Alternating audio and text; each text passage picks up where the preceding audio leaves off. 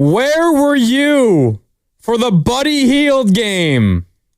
Where were you? Warriors win Game 7 in Houston, 103-89, and they are on to the second round. They came close to blowing a 3-1 lead, but they held on thanks to Buddy freaking Hield. This game will forever be remembered as the Buddy Hield game. He scores 33 points. That's a playoff career high. He goes 12 for 15 from the field, 9 of 11 from downtown. And just right off the jump, I got to give out some of the statistics, some of the records, some of the numbers about this Buddy Hield game. First of all, he had 22 points in the first half alone. That by itself was already a playoff career high. How about this? The only players to score 22 or more points in the first half of a Game 7 in the play-by-play era of the NBA.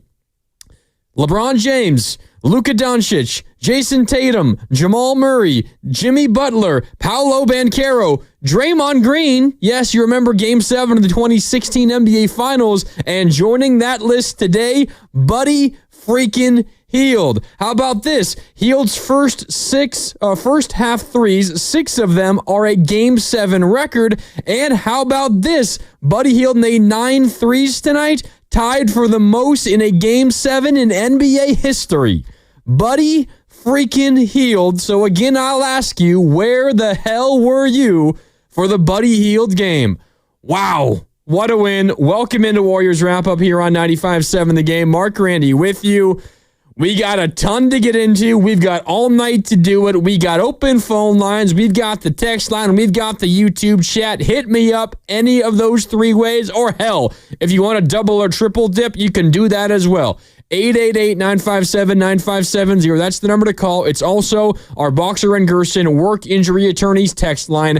And I've got the YouTube chat up, youtube.com/957 The Game, powered by First NorCal Credit Union. Moko, Arnell, Frodo, Kane, Allen, Joe, Book, Truth, Vince. I see a number of others. Ryan, keep it coming on YouTube. Appreciate all the interaction here early on. Wow, what a win. What a win this was for the Warriors. They essentially led wire to wire. Not that it wasn't nerve-wracking at times. Houston got back within 3 at the tail end of the third quarter. Then the Warriors, they put the gas pedal down. That's when Steph Curry really got going. I mean, the Warriors at halftime led by 12 when Steph Curry had 3 points. That is ridiculous. And you can thank Buddy Hield for that because he had 22 of his 33 in the first half. He was 6 for 7 from downtown in the first half, 8 for 9 from the field in the first half. But if you would have told me in the first half, Steph Curry would have 3 points and some of the other numbers, I mean, Jimmy Butler had 8 points. If you would have told me that Steph and Jimmy combined for 11 points in the first half, I would have told you the Warriors would be down by 20 and it would essentially all be over. But it was not, because Buddy freaking Hield scored 22 points in the first half, and he led the Warriors to a 12-point lead at the halftime break. And they added on early in the third quarter. They got up by 15 at one point. And then the Houston Rockets put together a run going into the third quarter. The Warriors led by 15 early in the third, then an 8-2 Houston burst. They got back within 7. And then Houston got within 5 later on, and eventually they got back within 3 after a Jabari Smith Jr. three-pointer with 2:43 to go in the third. It cut the Warriors' lead, which was once 15-3 at 63-60.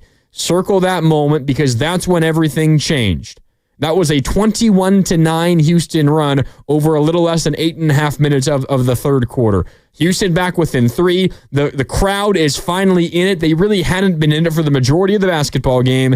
And then the Warriors absolutely dominate. Over the next 12 minutes and 12 seconds of basketball, spanning the final couple of the third and the first 10 of the fourth, the Warriors outscored Houston 31-14 to build a 20-point lead. From up 3 and a Houston run to up 20 for the Warriors in about a quarter of basketball. And it began with a Jimmy Butler tough late shot clock contested corner three to put the Warriors back up 6.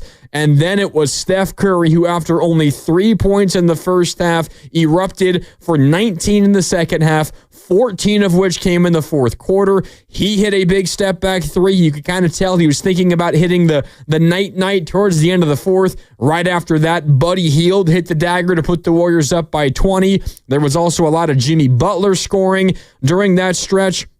Steph went on a 5-0 run to begin the fourth, put the Warriors lead up to 13. Then he kind of handed the baton off to Jimmy Butler, who scored 6 in a row himself, put the Warriors up by 14 at one point, and then those consecutive threes, Warriors lead by 20. It's ball game over. They win game 7. And how about this for a little bit of history? I don't know if I'd go as far as saying I feel bad for the Houston Rockets or feel bad for their fans, because this has been over the course of the Steph Curry, really over the Steve Kerr era specifically, this has been the team that has given the Warriors like the most consistent problems. I know more so this organization, not this iteration of the Rockets. The Warriors under Steve Kerr have played the Rockets 5 times now in the postseason. The Warriors have won every single one of their series. And to add insult to injury, as we don't mind doing to the Houston Rockets, the last 3 Warriors-Rockets series have ended on that same court in Houston. The Warriors' last 3 series wins, series-clinching games versus the Rockets, came in Houston. Game 7 in 2018, Game 6 in 2019, and Game 7 in 2025. And oh, by the way, that Game 6 in 2019, kind of similar to the way this one played out. If you recall, 2019 Warriors without Kevin Durant at that point. He returned for the finals, then re-injured himself, of course, as we know, tore his Achilles later on in that series. But he was not available in that series versus the Rockets, at least at that tail end there in Game 6. Steph went scoreless in the first half of that game, Game 6, 2019, and then he exploded for 33 points in the second half and willed the Warriors to a victory. He didn't go scoreless in the first half today, but he scored only 3 points, and his first bucket came on a 3 in the final minute of the second quarter. He ultimately scores 22, 19 in the second half, 14 in the fourth quarter, and the Warriors win. It wasn't quite the same epic second half from Steph specifically, but he didn't need to do it. He did not need to do it offensively. He was great elsewhere. I mean, he finishes with 22 points, and he played 46 minutes, by the way, but 22 points for Steph. He led the team with 10 rebounds. He tied with Jimmy for the team lead in assists with 7. He had the most steals with 2. He tied for the team lead in blocks with 2. Steph did everything in this game other than score in the first half. But you got enough from Jimmy Butler, who scored 20. Draymond Green was in double figures for the first time this series with 16. And, of course, again, it's the Buddy Hield game with 33 points, 9 of 11 from downtown, tied for the most made threes in a Game 7 in NBA history. That belongs to Dante DiVincenzo and Buddy Hield. By the way, second most made threes in a single Game 7 in NBA history. 7. Steph Curry's done that 3 different times. He made only 4 today. Only 4. That's great for anybody's standards other than Steph. But it was Buddy Hield. 9 of 11 from deep, 12 of 15 from the field, and the Warriors, they ride his 33 points to a victory. Again, 103-89 versus the Warriors. Or versus the Rockets for the Warriors. I'm going to go to the phone lines in just a sec. Rich, I see you. Ivan, I see you. We're coming to you in just a minute, and you can line up your phone calls. If you call tonight, you will get on the air as long as you're patient. I can promise you that. If you hang out on hold, we will get to you. 888-957-9570. First thing I got to say about Buddy Hield, though. I mean, I don't know how you felt if you guys were listening to me on Warriors Live previewing this game. I didn't think Buddy Hield was even going to score in this, or it was even going to start in this game today. He had been starting of late and to good effect in Game 3 and 4, but to pretty disastrous effect in Game 5 and 6. In fact, he did not even score in Game 6. I was expecting Moses Moody, who had a at least comparatively solid Game 5, really good Game 5, although most of it was in garbage time, in a solid Game 6. I was expecting a Moses Moody start over Buddy Hield. Steve Kerr says, no, I'm sticking with my veteran Buddy Hield, who's had a roller coaster year, and Steve Kerr's trust in Buddy Hield pays off. Buddy Hield made Steve Kerr look like a freaking genius today, and all I got to say is, if we're going to question Steve Kerr for decisions here and lineup construction there and who he's playing in this moment and who he's not playing in that moment, when he makes a decision like this, which I think most Warrior fans were not expecting and would not have done themselves, and then that said player nearly single-handedly wins you the basketball game, we got to give him credit. So, Steve Kerr, you deserve a ton of credit for the way this game played out. You trusted Buddy, and he came through with 33 points. What a performance for Buddy freaking Hield. All right, let's go out to the phones as promised as the Warriors beat the Rockets 103-89. They avoid blowing a 3-1 series lead, and they are on to Minnesota for Game 1 coming up on Tuesday. Quick turnaround. Game 1 is going to be tough, but at least there is a Game 1 coming up for the Warriors. Okay, out to the phones we go. Hanging on is Rich in Fremont. Rich, what's up? How you feeling? Hey, thanks for taking my call. Hey, I'm going to tell you something. I did not, to be honest, I got to be honest, and this is going to be hard to listen to because I've called in several times, Grandy. You know who I am. I call in all the time. I'm a big component of being a Warriors fan, been a Warriors fan for decades, ever since CJ, Charles Johnson played for the team. But I did not, I'm going to be honest, I did not have the Warriors winning this game. I didn't. I saw what Houston did to us in the paint, the fact that they were longer, the fact that they were athletic, the fact they were grabbing rebounds, they were protecting the rim. We weren't hitting our shots. I just didn't see it. And all of a sudden, I'm having a discussion with a friend of mine in our complex, and he's saying, well, we can probably, I said, I don't see it. And then we talked about Buddy Hield. The conversation wasn't good. We both just said, Buddy, well, no, we're not going to see that. And now I have to sit here and tell you, I have to say this. I have to say it. Buddy Hield, okay? Yep.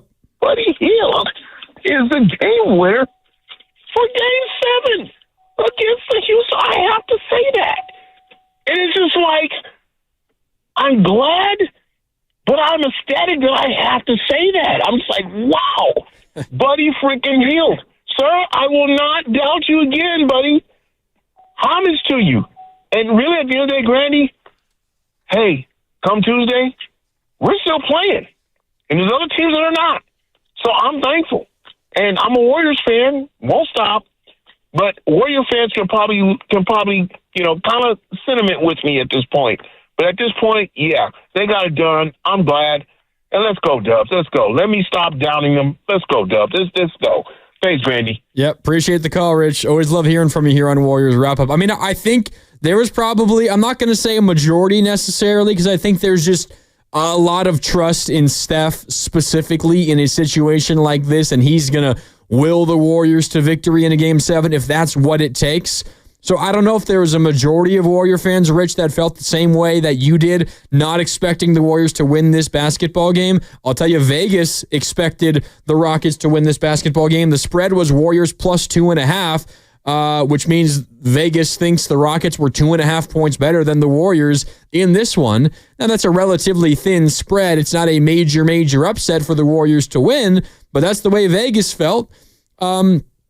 I thought it was going to come down to the wire, and I've said this multiple times, although Game 6 didn't really pan out this way. It didn't really get into clutch time. The game was over with like 4 minutes left.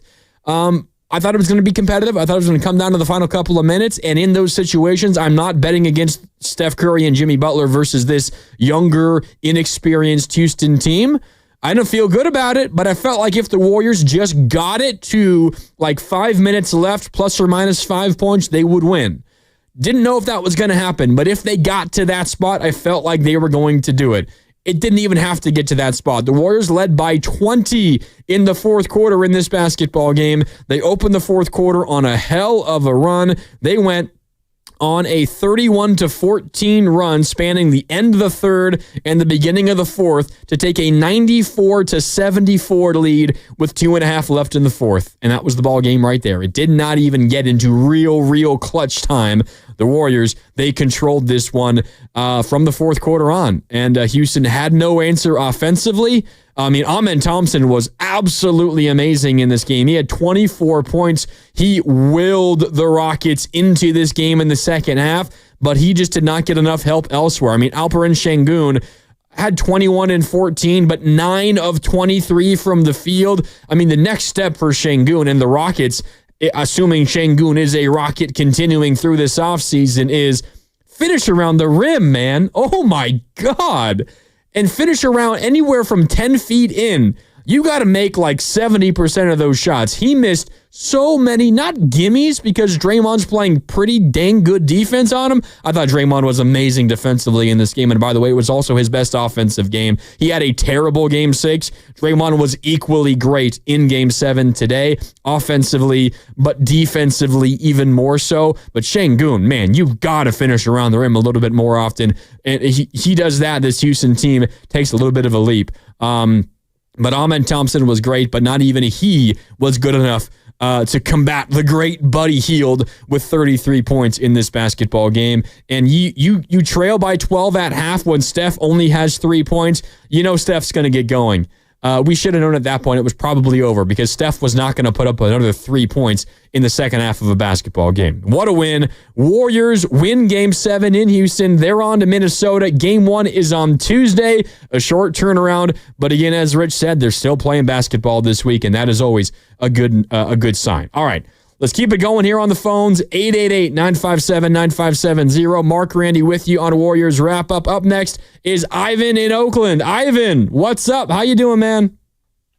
Hey, how you doing, my man? Thanks for taking my call. Now, a little bit of sentiment of the first guy, but I listen to motivational tapes every day. And so I listened to Tony Robbins this morning, and he had a saying, if you want to take the island, you got to burn your boats. When you either have the choice of dying or succeeding, you tend to succeed. And so what did the Warriors do with a 3-1 lead and gave a 3-3? They burned their boats. There was only one way off the island, and they were talking about the end of the dynasty. And I was telling people downstairs in my apartment, I said, man, whatever's left in the tank for Draymond and Curry and the Warriors in this dynasty, you're going to see it tonight. Otherwise, it's going to end. Okay. And they played like it from the beginning. Buddy Hield saved them, though. Okay. Finally, Buddy put in all that work. I remember hearing that Buddy shooting a lot after practice, even longer than Curry, to work on the 3-point shot, and it finally paid off. The Houston's gamble to leave Buddy alone and follow Curry backfired. I mean, it backfired big time. Okay. And so the dynasty continues for another series. I guess we'll see. But I knew you would get the Warriors' best effort. If they had anything left in the tank, it was going to come out tonight. And they looked like they didn't want to go home. Definitely. Yeah. Appreciate the call, Ivan. And I mean, you're right. I mean, you put a champion's back up against the wall, and you're going to see them fight like maybe they've never fought before.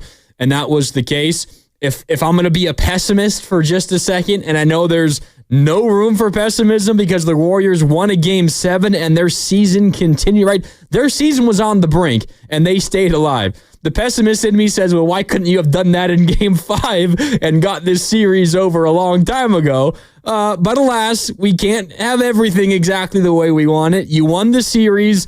That is good enough for me. And now you're on in Minnesota to take on Anthony Edwards and the T-Wolves. But yeah, I mean, the fight was amazing. And this is where postseason experience is part of it. But I think even simpler than that, it's just when the going gets tough in the postseason and the defense ratchets up and the physicality ratchets up and you get in the real do or die moments, who you turning to? And for the Rockets, they were turning to Alperen Şengün, and he was inefficient from the field. They were turning to Fred VanVleet, and he was still pretty damn good in terms of making shots, but didn't do it with the volume with which he did it in Game 5 and in Game 6. There's Steven Adams play did not work today. He was a -9, by the way, although considering they lost by 14, better than when he was off the floor. This was a game where the Warriors, their best players, brought it home in Steph and Jimmy, but you don't even have an opportunity for those two to bring it home unless Buddy Hield goes off the way that he did. And I really, really have to applaud the trust that Steve Kerr had in Buddy Hield to stick with him because, again, I don't necessarily think it as a major, major mistake to start Buddy over someone like Moses Moody. And Moses Moody was invisible today, 0 for 5 from the field, did not score in 11 minutes. But I at least thought it was a little, eyebrow raising that Buddy Hield started and he immediately responded. 22 points in the first half and 33 in the game to will the Warriors to a 14-point win in Game 7 and to extend their season. What an absolute masterclass by Buddy Hield. And then he handed the baton off to Steph and Jimmy, who brought this thing home in the fourth quarter. Okay. We got to take our first break, but again, as I promised, if you call and you hang out on hold, we will get to you before the night is over. So just stay patient. There's 6 of you on the line right now. I will get to all of you when we come back. Manny, I see you. Don, I see you. D, I got you. E. Salim, Shaka, Jose, I got all you. Hang out on hold. I'll take a quick break, get to you when we come back. It's Warriors wrap-up on 95.7 The Game. The Dubs season continues. 103-89 over Houston in Game 7. Headed to Minnesota for Game 1 of the second round coming up on Tuesday. We got plenty more to get into next right here on 95.7 The Game.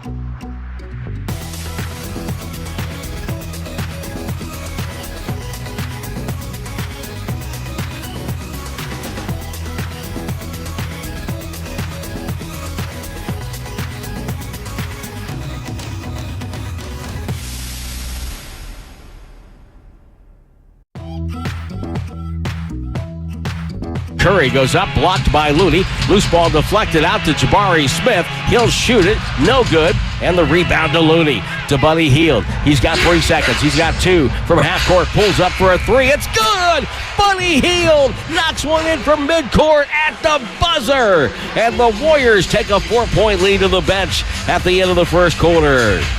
Now back to Warriors Wrap Up on 95.7 The Game. That was a huge moment in this game. And as I break the fourth wall, it's our guy Cam Williams behind the glass choosing that Buddy Hield highlight to come back from break with. We might go 3 hours tonight. We'll find out. We'll see. There's enough Buddy Hield highlights that we can come back from every break with a new Buddy Hield 3. Like, that's how great Buddy Hield was in this basketball game, and the one that my guy Cam just played, called by the great Tim Roy. One of the more important ones, because at that point it was just a 1-point Warrior lead, tail end of the first quarter. Warriors offense was really stuck in the mud. Draymond Green led the defensive effort, and he was awesome. He was awesome all game defensively. Houston's offense never really got going. There was a moment there towards the end of the third quarter when they got back within 3 where they were scoring more often, but it wasn't because they were suddenly executing in the fast break, or pardon me, in the half court. It was because they were getting out in the fast break, and the Warriors were turning the ball over, and they only turned it over 7 times today. I think 3 of them came within a span of like 2 minutes in that third quarter that kind of got Houston back into the game. Other than that, the Warriors really took care of the ball, and they made it really tough on Houston's half-court offense. But it was the same for the Warriors in that first quarter. And then Buddy Hield, just inside a half court from like 42-ish feet, hits it at the buzzer. A 1-point lead becomes a 4-point lead. Warriors, they then quickly put the lead up to 13 points in the second quarter, and they ultimately take a 12-point lead going into the halftime break. And despite the scare a little bit in the third quarter, they respond. They close the third quarter strong, and they open the fourth on a great run. That's when Steph and Jimmy Butler took over. I'm going to go to the phones here in just a sec, but again, it was a 3-point Warrior lead, 63-60 Warriors. With a little over 2.5 left in the third quarter. Then the Warriors, spanning the third and fourth quarters, outscored the Rockets 31-14 over 12 minutes and 12 seconds. So won 31 points in about a quarter's worth of basketball.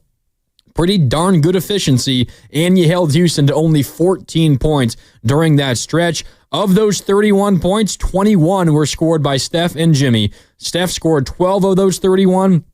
And Jimmy scored 9 of those 31. As a result, those two, they kind of take the baton from Jimmy or from Buddy Hield, and they put the pedal to the metal, and they help the Warriors close this game out, and they win by a final score of 103-89. All right. Warriors wrap up here on 95.7 The Game. Mark Rennie with you. The Warriors season continues. They win round 1. They do so in 7 games. They made it difficult on themselves. They could have closed it in 5 or in 6. They lose both those games, but they get the job done in Houston in Game 7, and they're on to Minnesota for Game 1 on Tuesday. That game tips at 6:30, which means our pregame coverage with Warriors Live begins at 5:30. But let's be honest, Tuesday is going to be all Warriors anyway, so you're going to want to be locked in all day and really all week here on 95.7 The Game for your Dub stock. Okay. Out to the phones we go at 888-957-9570. Manny has been waiting patiently, and Manny in Houston is up next. In Houston, Manny, what's it like in Houston right now? How you doing, man? Oh, man. Grandy, I don't think my neighbors are too happy with me because I can't even say that I was at the edge of my seat. I was literally standing through the entirety of that game. So I hope I don't take too much of your time, but I just have a couple things to say because tonight was the exact opposite of what Game 6 had because Steph had enough help to get him through the game, so he was able to close it out. I have to shout out Jimmy, big bucket Butler. Always came in when we needed to hit a shot. But really, we don't win this game without Looney or Buddy. I guess we figured out why he wears number 7, Game 7, Buddy. But I mean, he's had Houston figured out this entire season, really. I mean, in November he had 27. The last game of the series in the season when Steph only had 3, he gave us 20. And tonight, so he came up huge. And also Looney Tune, he's as trusted as an after-school special because early in the game, his presence took Adams out, him and Sengun. I mean, I don't have the stats of like their effective field goal percentage,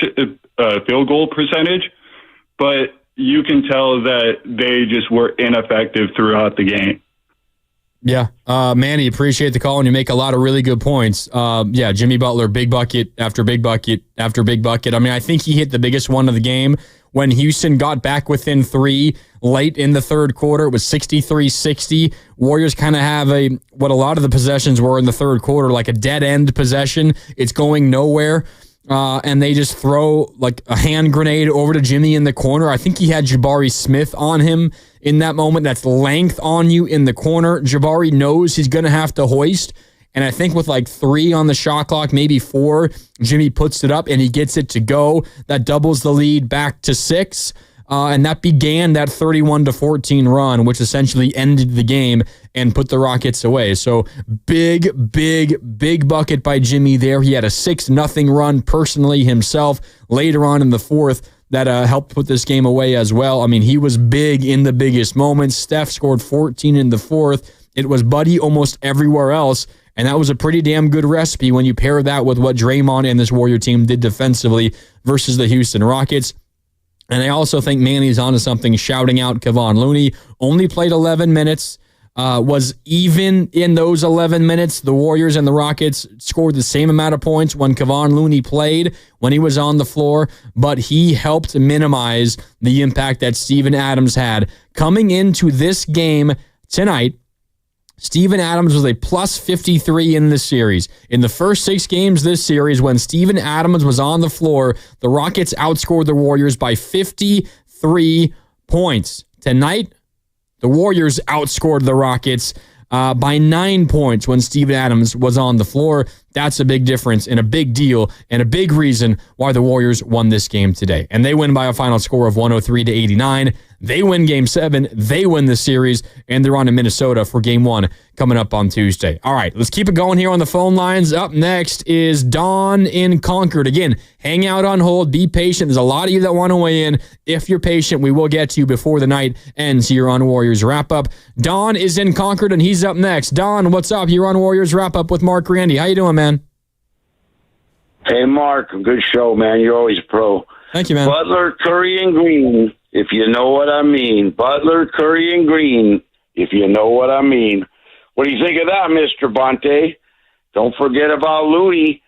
Those guys are going to Minnesota. Crush them like bugs that they are. Over and out. Thank you, Don. Yeah, I mean, that was a really good trio.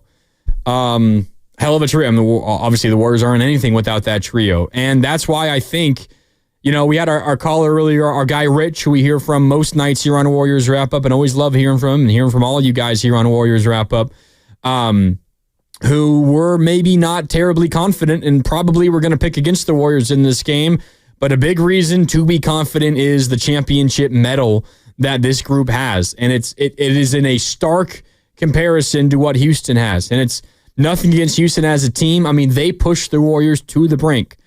They won 52 games in the regular season for a reason, and we're going to hear from Steve here coming up a little bit later on. I think the first things that he talked about were congratulating Houston on an amazing season. No one expected them to win 52 games, and honestly, most people thought the Warriors would beat the Rockets in 6. It took 7 games, so kudos to Houston. But when you get in these moments in a Game 7, when the energy in your building is a little nervous, who do you have that can play better in those moments, better than Steph and Jimmy, and you can even throw Draymond in there? Tough to find a single dude. And honestly, their best player tonight was a second-year player who's, I think, 22 years old, and Amen Thompson. He had 24 points on 16 shots. He had 9 rebounds. He had 3 assists. He handled the ball a lot, by the way, and did not turn it over once. The Warriors just have the experience. They have that postseason DNA, that championship DNA in spades, and the Rockets don't. experiences like this for this Rockets team will help them going forward, but they're nowhere near where the Warriors are in terms of that kind of characteristic. When it's tough and in those close clutch moments, who you lean on? Who do you rely on? The Warriors have probably the best two players on the floor in those moments, and that's why they won the majority of the close games this series. Game 6 wasn't even that close. I don't even call that a close game. Game 5 wasn't close. This game was competitive for the majority of the game and the Warriors won, but Game 1 was close and the Warriors won. Game 2 wasn't all that close. The Rockets won. Game 3 was close. The Warriors won. Game 4 was close. The Warriors won. The Warriors won this game by out-executing. They won this series by out-executing the Rockets in crunch time, and you do that when you have veterans that have been here before. That's what Steph is. That's what Jimmy is, and that's what Draymond is. Back out to the phones as the Dubs knock off the Rockets. 888-957-9570. E. Salim is in Chicago. What's up, E? You're on Warriors Wrap-Up. How you doing, man? Oh, I'm doing amazing. Let's go, Warriors. Yes, sir. We did it. You know, I said it last game, but first, I just want to give a shout out to the Warriors, man, for just staying grounded. I love the way they came out with that team meeting yesterday to make, just to get everything jumped off, because it's Game 7. That's first and foremost. But secondly, I'm just so happy that, the adjustments was made, how it's supposed to have been made. We talked about how, we had these small lineups there, and I felt like one of the main reasons why we won, besides Buddy Hield, because we know what he did, but bringing Looney in early in the game, and just to match their bigs like that was incredible for me, personally, to put Draymond Green at the 4, and we put the two bigs out there, and I felt like Looney did so much awesomeness to the team to where it was just amazing. He was getting those rebounds, those defensive rebounds, what we needed at the time being. Even though they had 14 more rebounds than us, and they had, 14 offensive rebounds, it didn't matter. They was getting at least 28 rebounds at the time being.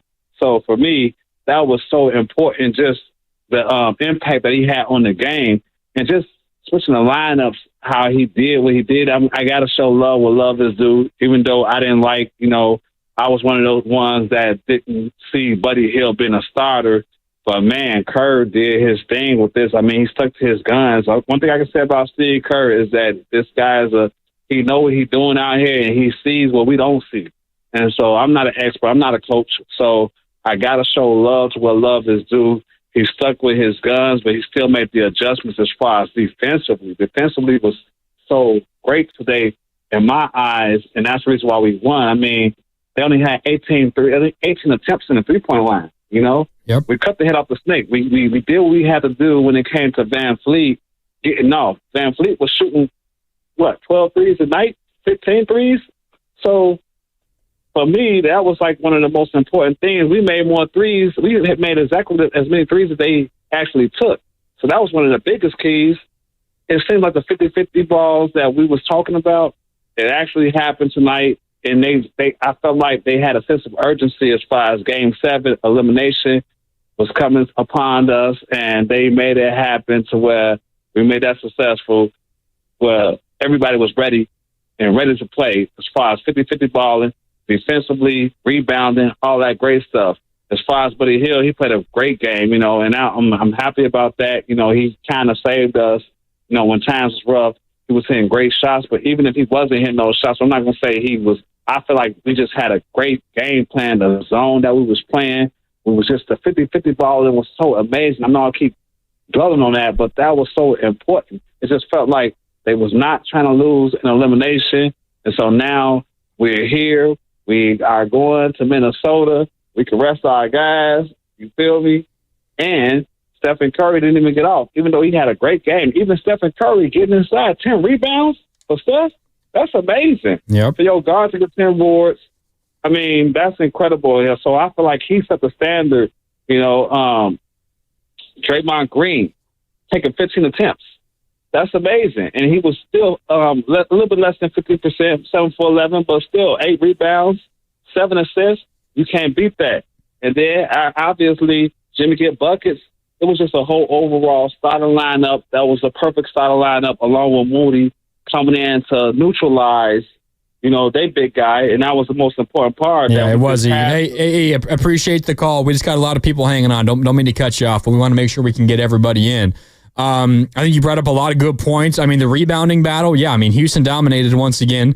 Warriors had 38 rebounds. The Rockets had 52. The offensive boards was an onslaught for Houston, 14-3 offensive boards. Second chance points were 15-0 in favor of Houston. That is a wild number. How did the Warriors win? Also, what our guy E. Salim brought up, it was the three-point line. Warriors made 18 of 43 threes. The Rockets went 6 of 18 from downtown. Warriors made 12 more threes. They were plus 36 from the three-point line. That cancels out a lot, including the offensive rebounds and the second chance points. It also cancels out the free throw line where Houston had the advantage. The Warriors only shot 9 free throws in this game. They were 7 for 9 from the free throw line. But again, the three-point line was a big difference. The Warriors also only turned the ball over 7 times. Houston turned it over 11, and the Warriors were plus 6 in points off of turnovers. The Warriors dominated a few key statistics, and they won the game as a result, and that has kind of been the story of this series. The Rockets, for the most part, are winning individual statistical battles, but the Warriors are picking and choosing a couple to win, and if they win those couple, they are dominating them, and they win the game as a result, and that's what happened today, specifically from the three-point line. I'm going to go back out to the phones in a sec, but I think also something that E. Salim brought up is Steph Curry and the way that he impacted the game in more ways than just scoring the basketball. He finishes with 22, which is, for him, like subpar. I think his over-under was around 27.5 or so. So if you bet the under, congrats. If you bet the over, as I think most probably did, I apologize. But he was still one of, if not the most influential player on the court in this game today. He had 22 points, he had 10 rebounds, he had 7 assists, he had 2 steals, he had 2 blocks. Those rebounds, assists, steals, and blocks numbers either were tied for the most or the most by any Warrior player in this game. And I can give you this statistic as well. In the first half, Steph only had 3 points. 3 points, 6 rebounds, 5 assists, 1 steal, and 2 blocks with a plus-minus of plus 16. He had game highs for the Warriors in the first half in rebounds, in assists, in steals, in blocks, and a plus-minus. And how about this? Steph Curry, including tonight, has played in 1,180 basketball games, regular and postseason. Games where he had, in the first half, 6 rebounds, 5 assists, and 2 blocks at halftime. He's done that once in his career. It was tonight. So while Steph's scoring was not as much as usual, specifically in the first half, right? 3 first-half points. He had 19 in the second half, 14 in the fourth. He still found a way to be incredibly effective in this game. Games in his career, which he's approaching 1,200 career games played, where he had 6 rebounds, 5 assists, and 2 blocks in the first half. It's happened once. That one time was tonight. Steph Curry found a new way to be great in the first half, and then he reverted back to his normal way in the second half and helped put this game on ice. He finishes with 22, 10, and 7, and the Warriors win 103-89. Back out to the phones, 888-957-9570. Shaka, you're in Berkeley. What's up, Shaka? You're on Warriors Wrap-Up. How'd that Warriors win make you feel, man? Oh, man, that was beautiful, man. That was a sight to see, man. It was the Hield humiliation and devastation in Houston in Game 7, man. He showed out, man. He did his thing, man. But I want to talk about one thing that's kind of getting swept under the rug, man. Draymond Green started that game with a quick 8 points after he had, but they wasn't even guarding him in prior games. So he came out, he had a message at the team dinner last night, and he said he wanted, put it on him. He wanted to see who he was. And to me, he showed he was a true champion, man. And I wish they would make the Defensive Player Award after the season, because this really counts. And he came up big. He had 2 blocks, 8 rebounds. He was killing, man. He had 16 points. He was playing real good. He was the leader on the team because Steph started slow. He only had 3 points the first half. Yep. I also want to give Curry a shout out for getting Kuminga and Looney in the game, having a plan. You can see he had a plan, and Kuminga wasn't ready for it today. But Looney also played. He had 4 points. I know, quick 4. He made a layup and he hit 2 free throws. He was doing his thing, man. That championship DNA, man, showed up and showed out big today, man. And going further on against Minnesota, man, I'm looking forward to the win, man. We was 25-26 in the season. Now look at this. We just beat the second best team in the West, according to the season, man. So everything's look good. I'm looking forward to Tuesday, man. Thank you, man. Yes, sir. Appreciate the call, Shaka. And you're absolutely right to shout out Draymond Green. You mentioned what he did offensively to begin the game, and he finished with 16 points. I mean, I'd have to go back and look. When Draymond scores 15 or more, the Warriors are really difficult to beat. This was his first game this series with double-digit points. He had 16 points, 6 rebounds, 5 assists, had a steal, had a couple of blocks, as Shaka mentioned. He scored the Warriors' first 5 points. He scored 8 of the Warriors' first 13. In fact, the Warriors' first 13 points were Draymond with 8, Podziemski with 3, and Buddy Hield with 2. Jimmy Butler and Steph Curry did not score until, the Warriors' first points by either of those two guys were late in the first quarter. I forget exactly where it was. I wrote it down, but it was Steph Curry and it was Jimmy Butler who were not scoring early, and the Warriors had a lead after the first quarter. And actually, specifically Steph, he was the only starter for either team. The 10 total starters in this game, there was only one starter that did not score in the first quarter. That was Steph Curry. And the Warriors had a lead going into the second quarter, and they built on it in every single quarter other than the third.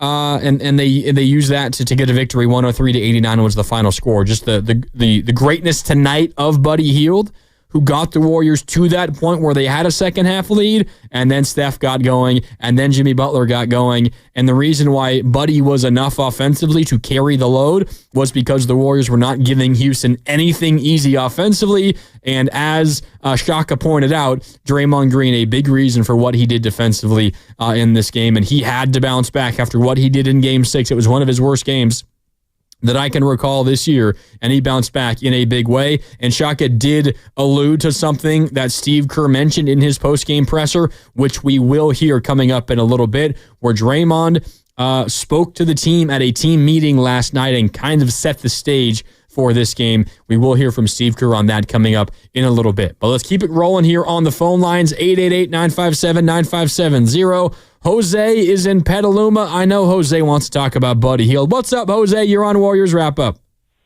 Brandy, what's up, man? Dude, honestly, everything I've wanted to say has already been said already, but, man, how can I not just give Buddy Buckets his flowers, man?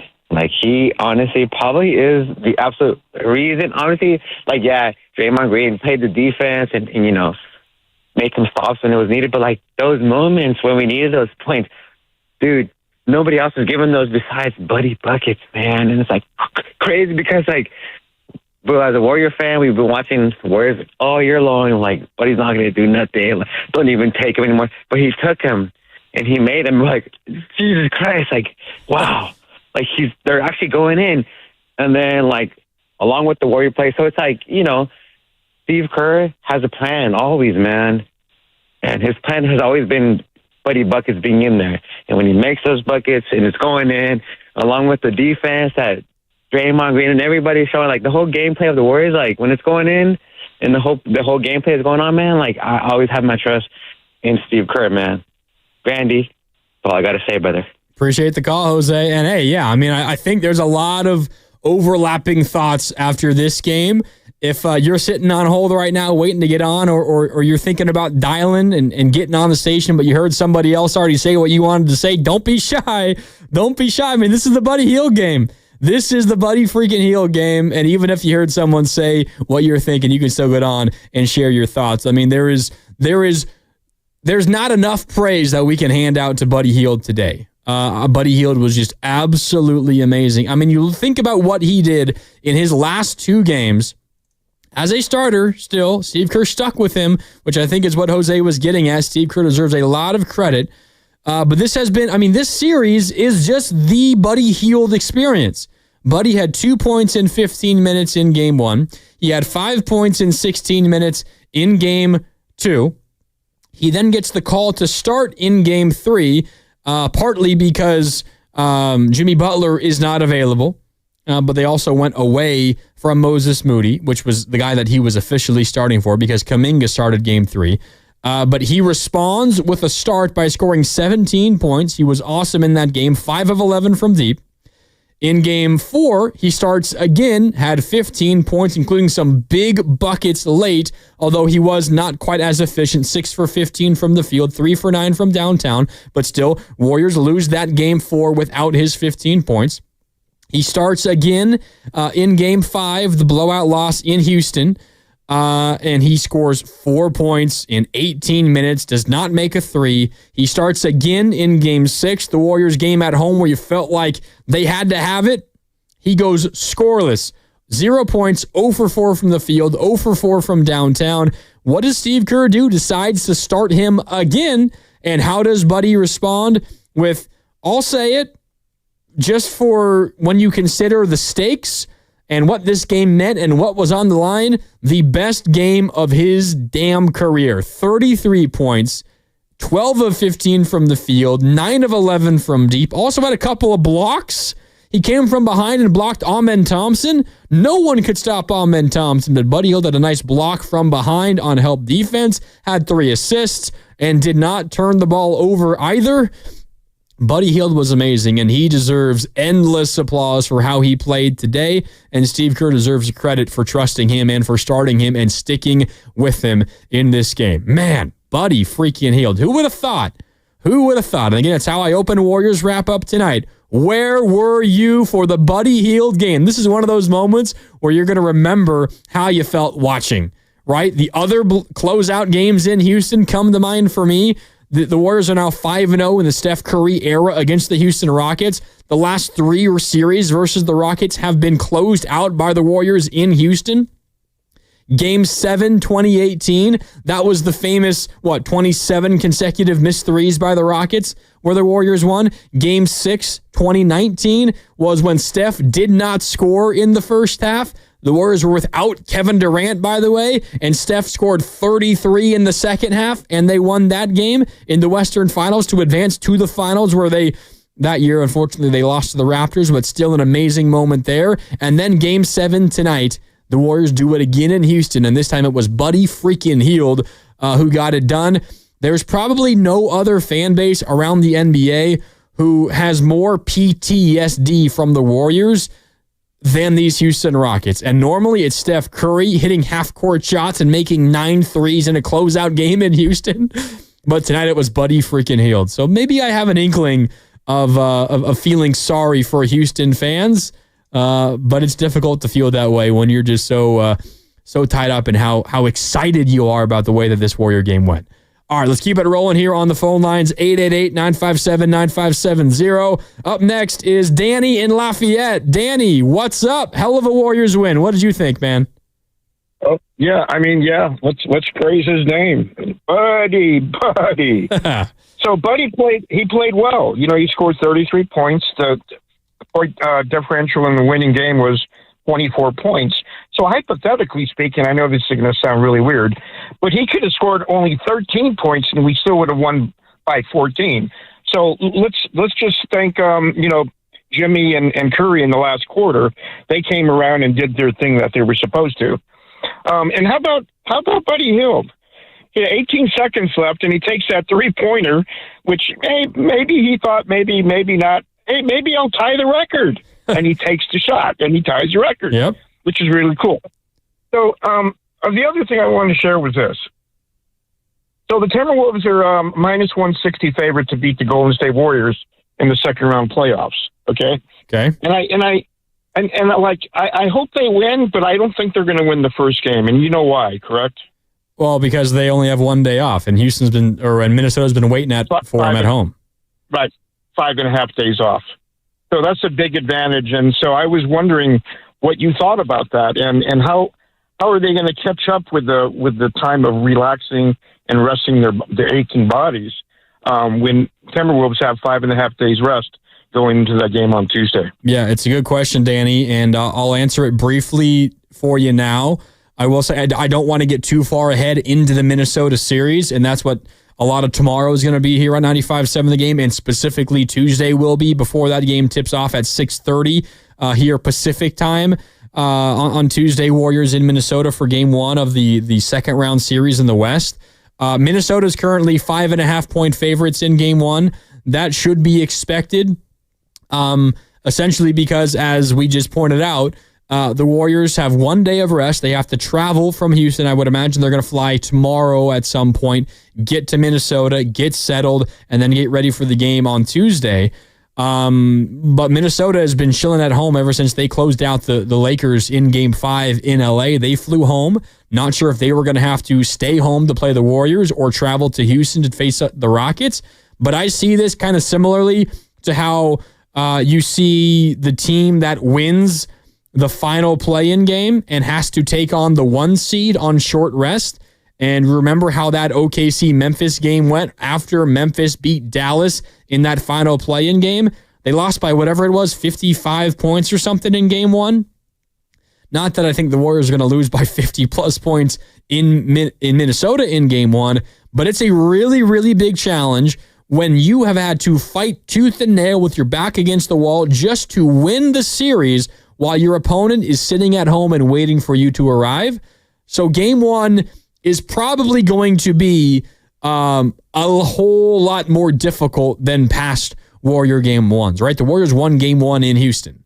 That was, you felt like maybe their best shot to get a game on the road, and ultimately they win 2. They win Game 1 and they win Game 7. They bookend the series with road wins. Game 1 is going to be really, really difficult. I would imagine the Warriors go into Game 1 probably not quite as aggressively with how they went into Game 5, but they think their best shot to win a game of the first 2 is going to be game number 2. And they're also not going to freak out if they don't win either of the first 2, because they know that they can come back home, win the 2 games at home, and go back to Minnesota for Game 5, evened up at 2 games apiece, and see where it goes from there. But Game 1 is going to be a really, really big challenge. But that's all I'll say on it for now. We'll get into it a little bit more throughout the week here on 95.7 The Game. We shall see. All right, let's keep it rolling here on Warriors Wrap-Up. Dubs beat the Rockets 103-89, and the Warriors are on to round 2. They knock off the Rockets in Houston in game number 7. 888-957-9570. Jan in Mountain View is up next. I know Jan also wants to shout out Buddy Hield. Jan, how you doing? Oh man, I am fired up, man. Buddy Hield, God bless America. He came to the rescue, and I was telling your producer, I said, I was a cheerleader in high school, and boy, when he hit that first one, I jumped up, and I almost let out a big, I was really exhausted. I just said, Buddy! And then he hit another one, and I about blew the rooftop off. I was so gassed. Also, happy for him, because he's also helped defend today, which I've noticed in the past couple of games, even though he might not have scored. But earlier in the season, he shot off like that. But he's a streaky shooter, and he came to play, and I was so happy for him. And that when Steph passed the ball to him, or if what's his name, Butler passed it to him, he was ready, and he shot it. And I was like, oh heavens, thank you. You're saving our season. And I said, Buddy. So that's all I have to say. And Steph, you had a good game at the end, and you facilitated like a great point guard should, and bring this one home. Thank you very much. Yeah, appreciate the call, Jan. And I would imagine there's a lot of Warrior fans out there who feel the same way as you did. I can't play this from Buddy Hield postgame on NBC Sports Bay Area. Buddy, what do you got to say for yourself after that 33-point performance in Game 7? it got to go up. It got to go up. Even if make or miss, it got to go up. We work too hard. We put in so much time, and I just thank God to be able to make some shots and move on to the next round. There's Buddy Hield. How about more Buddy on his confidence level right now? It's all glory to God, man. Thank you, man. Just staying focused, locked in, and just trusting my teammates to give me the ball in a good spots. And just when the opportunity comes, just seize the moment and just be me. He did seize the moment, there's no doubt. 33 points for Buddy Hield, a playoff career high, and he set some records, if you will. I mean, he's in some crazy company with what he did here today. 22 points in the first half. Joined LeBron, Luka, Jason Tatum, Jamal Murray, Jimmy Butler, Paolo Banchero, and Draymond Green as the only players in the play-by-play era to score 22 or more points in the first half of a Game 7. His 6 first-half threes are a Game 7 record, and he made 9 threes today. That is tied for the most in a Game 7 in NBA history, joining Dante DiVincenzo. He was absolutely unstoppable in this game. He was 9 of 11 from downtown, and he scored 33 points. It really was the Buddy Hield show early. He then kind of piled on late, but it was Buddy Hield who kept the Warriors afloat early. Then he handed the baton off to Steph and Jimmy, who iced this game. That combo, that equation worked well for the Warriors, and again, they win 103-89. All right, more time for your calls and more calls to get to. 888-957-9570. Nick is in Berkeley. Nick, how you doing? What's up, Graham, man? Hey, I just want to say, man, that first of all, shout out to Pat Riley and our GM, man, for making that deal happen to get Jimmy buckets here. And man, let me tell you something, man. That man tonight, man, who put up 33, man, Buddy Hield. Everybody was smashing on him in the first part of the year, and I was like, "Who's Buddy Hield?" Like, I didn't even know who he was. And then so I just kept my mouth shut. But man, he was a man possessed, right probably right now, but all game he was running around full speed, man, running downhill, helping guard other players, helping peel it off on double teams, getting loose balls. And man, he was playing unconscious, man. And let me tell you something about my boy Looney Tunes, man. He was a factor.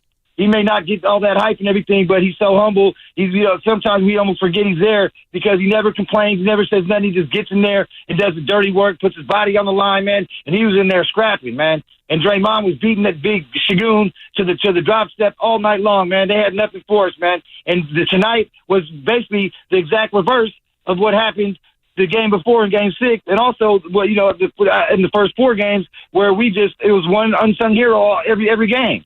It was GP3. GP2 was Steph, and then then it's like, and then it's your boy Hield tonight, and man, Pajimski's more so in like the second game, I think. But yeah, it was just a group effort, man. And I this is what kills me, man. People always talking about Steve Kerr. People, please leave that man alone. Who else would you rather have coached than Steve Kerr? Please, somebody tell me if you got somebody. I appreciate the call, Nick. And I mean, yeah, that's one of my takeaways from tonight's game too. Is Steve Kerr deserves a lot of credit just simply for trusting Buddy Hield. Because I mean, I'd have to run a poll, and you guys can let me know on both the text line. You can let me know on YouTube as well, and even you callers as you continue to weigh in. You were the head coach of the Warriors entering tonight's Game 7. Who are you starting? Because, I mean, I'll admit I wasn't starting Buddy Hield tonight. I was starting Moses Moody. And Moses Moody was 0 from the field and looked pretty darn tentative, was getting lost at times defensively on the other end. That might have lost the Warriors the game. Who knows exactly how it would have played out. But I don't think I'm starting Buddy Hield. Now, who knows coming off the bench makes that big of a difference. If Buddy Hield came off the bench and was shooting the way that he was shooting, he probably would have played a similar amount of minutes because Steve Kerr did the right thing today, as he tends to do. He plays the hot hand. I mean, he played the hot hand tonight. Buddy Hield played 37 minutes tonight. I'd have to go through and look, and when we hit a break here in like 15 minutes, I will check. I would imagine 37 minutes for Buddy Hield tonight is probably his season high. Maybe he played more in a game where like Steph and Draymond missed early in the year and he was asked to do a whole lot more. I'm not exactly sure. I could probably find that out pretty quickly. I will be able to pretty quickly, but I'll do it coming up during a commercial break. But Steve Kerr deserves a lot of kudos for just simply the trust in Buddy Hield. And who knows, maybe that trust is what pushed Buddy Hield over the edge. If Buddy Hield goes back to the bench and he comes back in this game off the bench, maybe he's not hitting the way that he was to begin this basketball game, where he was 6 for 7 from downtown in the first half and finishes 9 for 11. So, yeah, I'm with Nick. Buddy deserves a lot of credit, and Buddy and Steve Kerr deserve a lot of credit. So does Jimmy, and so does Steph, and so does Draymond. And he shouted out Looney as well. Looney did a good job on Şengün and on Steven Adams. Steven Adams was a non-factor in this game after I thought he was the best player on the court in Game 6. The Warriors limited the other Rockets that had really hurt them. Van Vliet had 17 on 13 shots. He was still pretty efficient, but they didn't let him get that many shots up. He was 3 for 6 from deep, which is still really efficient. But normally he's been putting up like 12 threes and making 8 or 9 of them the last handful of games. So the Warriors, they found a way, not necessarily to force him to miss shots, but just to force him to not even take shots. I think a lot of that was Podziemski, who despite really struggling offensively in this game, Podziemski 4 for 12 and 1 for 7 from deep. He played 40 minutes, and he was tasked with guarding Van Vliet a lot. I thought Podziemski did a pretty good job on him. The Warriors went to a zone at times as well, and they stayed attached to Van Vliet along the perimeter. This was a team effort defensively led by Draymond Green, but there was a lot of good efforts all over the place on the defensive end. All right. 888-957-9570. It's Mark Randy with you here on Warriors Wrap-Up. Plenty more time for your calls, and we keep them going with Joe, who's in the city. I know Joe wants to celebrate Game 7, Buddy, as well. Joe, what's up? You're on Warriors Wrap-Up. How you doing? My buddy and me. Hey, buddy, Game 7, buddy. That really helped us out. I mean, when everybody wasn't really hitting, it was like warming up and just wasn't hitting their shots. And when I seen that play when Curry drove in and then dished it back to Buddy, and Buddy took like 2 steps back and hit that 3, and I was like, oh, that's going to be the game plan. And let alone, he was the one with the hot hand. Yeah, Joe, he was. And one thing that the Warriors do a really, really good job of, and I think so much of this, maybe this is more so as it relates to a regular season game when the stakes aren't quite as high. But so much of this, I think, it comes from Steph's selflessness in general. When a teammate has it going the way Buddy had it going today, Steph is always so quick to defer his shots to the guy that has the hot hand. I think Steve deserves credit as well for continuing to play Buddy. I mean, that's the easiest decision in the world. When a guy goes 6 for 7 from deep in the first half, play him all of the minutes in the second half. Sometimes it's a little less obvious, right? A player is 4 for 7 or 3 for 7 from deep. They're having a good half, maybe 3 for 6 from deep, and then you play them a lot in the second half, and they take advantage that way. But when a player really gets on a hot streak, it's always Steph who not only is just like willing to pass up his shot, is like physically and actively demanding everybody to work as hard as possible to get that guy a really good shot. How many times would we see Klay Thompson go just crazy shooting the basketball? And Steph, who might have been on a heater himself, will always defer to that guy who's on fire. And I think the Warriors do a really, really good job of that. When you have a player that is shooting the lights out of the basketball, maximizing their shot attempts.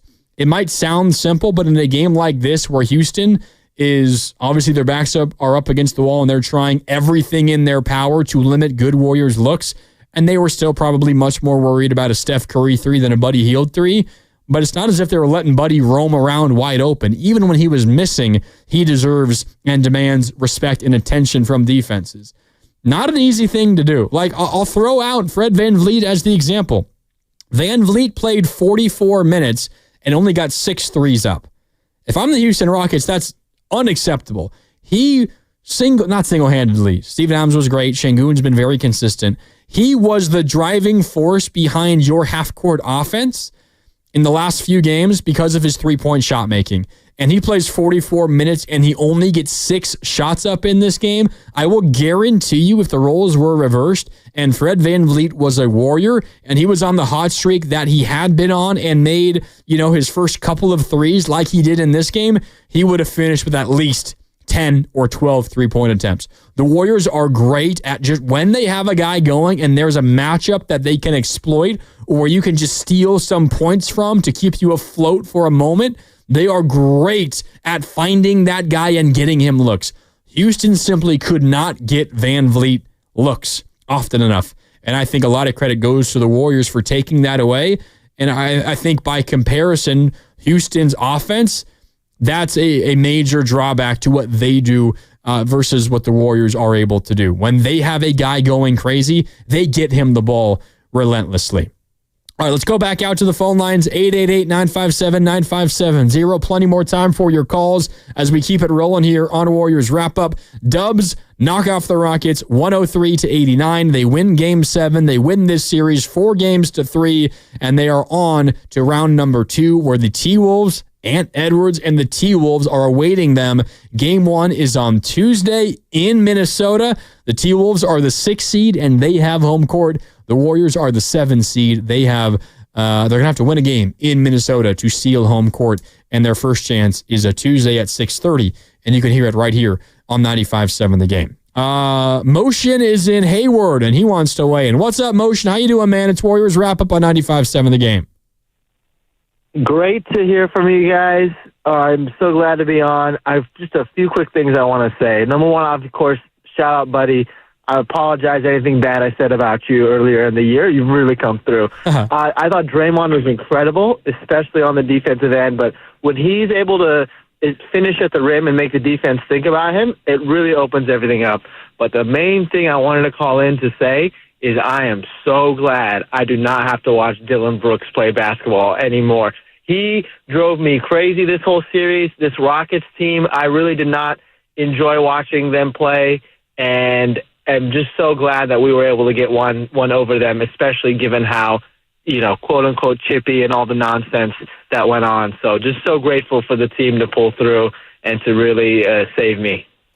Yeah, appreciate the call, Motion. I think there's also a lot of Warrior fans who are in lockstep with you as well. One about Buddy, but then two about Dillon Brooks specifically. Dillon Brooks was a non-factor in this game. He played 36 minutes, only had 8 points, only got 9 shots up, missed all 3 of his threes.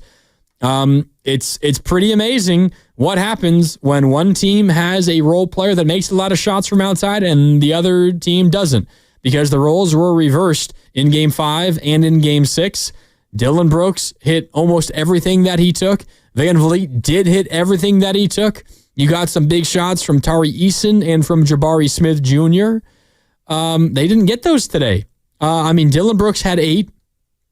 Jabari Smith had 3. Tari Eason had 5. Jalen Green as well had 8. Jalen Green, he'd probably be offended if I were to call him a role player. But in the series, he had 1 amazing game and then 6, maybe 1 okay game and then 5 stinkers. That's what Jalen Green was in this series. And if you don't get your others, really not named Şengün and not named Amen Thompson, who I'm comfortable calling, he might be their best player, honestly. Şengün's really good, but considering Thompson's only a second-year player, he's absolutely amazing. When you don't have support from the others, you're probably going to lose the playoff game. The Warriors had support not from a lot of others, but they had an insane amount of support from a single other in Buddy Hield, who scored 33 points after 0 points in Game 6. Okay, off the top of your head, and I'm going to answer the question pretty quick, but just think about this for a moment, and before I give the answer, I want you guys to make a guess in your own head. The Warriors scored 103 points today. 103. How many points were scored by the bench? And I'll just list you the Warriors starters: Draymond Green, Jimmy Butler, Steph Curry, Buddy Hield, and Brandon Podziemski. That's the starting 5. How many points were scored by players that I did not just name? Think about the answer. Think about it long and hard, because I'm about to give you what it actually is. 3 points scored by the Warriors bench today. And this has been, throughout the course of the entire season, one of the Warriors' strengths. Their bench scoring, right? One of the highest scoring benches in the league. They scored 3 points, and it was Kevon Looney was the one that scored. There were only 4 Warriors bench players that played. Moses Moody played 11 minutes. Looney played 11 minutes. Kuminga played 7 minutes. And Quentin Post played 3. Kuminga had a short stint in either half towards the end of the first quarter and then also in the third quarter. Moses Moody played in both halves. Kevon Looney played in both halves. Post only played in the first half. That was it. And only one of those four off the bench that played scored, and it was Kevon Looney, 3 points, made one field goal and split a pair of free throws. That was it. All of the other points from the Warriors came from the starters. And that includes, of course, Buddy Hield, who started today with 33 points. He had 22 points as well from Steph, 20 from Jimmy, 16 from Draymond, and 9 from Podziemski. That equals an even 100 from the starting five, and then you got 3 points from the bench. And that was it. And it was enough because of what the Warriors did defensively on this Houston team kept them at 89 points. And the Houston scores in this series, 89 in Game 7 today, Warriors win. The Warriors won in Game 4 when the Rockets scored 106. The Rockets scored 93 in Game 3 when the Warriors won, and the Rockets scored 85 in Game 1 when the Warriors won. So Warriors keep the Rockets under, 106 or below, and the Warriors won every single game. The Rockets won scoring 109, they won scoring 131, and they won scoring 115. Rockets scored 106 points or fewer, the Warriors won every game. The Rockets scored 107 or more, and they won every game. Sometimes it's as simple as what are you not allowing the other team to do offensively, and the Warriors were really good in that regard. All right, 888-957-9570. It's Warriors wrap-up here on 95.7 The Game. Mark Grandy with you. We got some sound from Steph Curry that I want to get to here. Steph Curry was chatting with the NBA on TNT crew post-game. Of course, this game broadcast both on TNT and on NBC Sports Bay Area. Steph simply asked how they were able to pull this one out. Here's Steph post-game on TNT. It's a lot of resilience. Everybody's stepping up. Everybody's been talking about our team the last 2 games in terms of our execution, energy, all that. We kind of blocked it all out and just understood we had 48 minutes to dig deep. Everybody contribute. Our defense was the holding them under 90 after how the last 2 games have gone. That was it. Buddy Hield, unbelievable. Jimmy, some big-time shots. Draymond playing way bigger than the size. Everybody stepped up. It was great to see. That's Curry postgame on TNT. Here's more Steph asked about Jimmy Butler. Steph, what about Jimmy? What has he brought to this team? That's why we're here. I mean, we were, 10th place at one point in February and, finished the year with a sense of urgency on the run to even get it to the play-in to give ourselves a chance. So for us to build chemistry on the fly, build trust on the fly, and perform like we did in a Game 7 like this, it means the world. So mission accomplished, step one. We got an incredibly tough Minnesota team waiting, so excited for the challenge. The Warriors were, 26-27 when Jimmy Butler debuted? And Steph's talking about how, that's the reason why we're here. That's the reason why we even made the playoffs and why we won round 1. The Warriors now, with today's win, 28-11 in the Jimmy Butler era, including 27-10 when Jimmy Butler plays.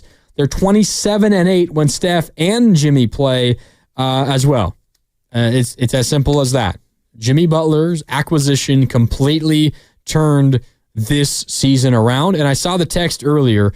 I forget exactly where it was. I'm going to scroll back and see if I can find it because I want to give correct credit. From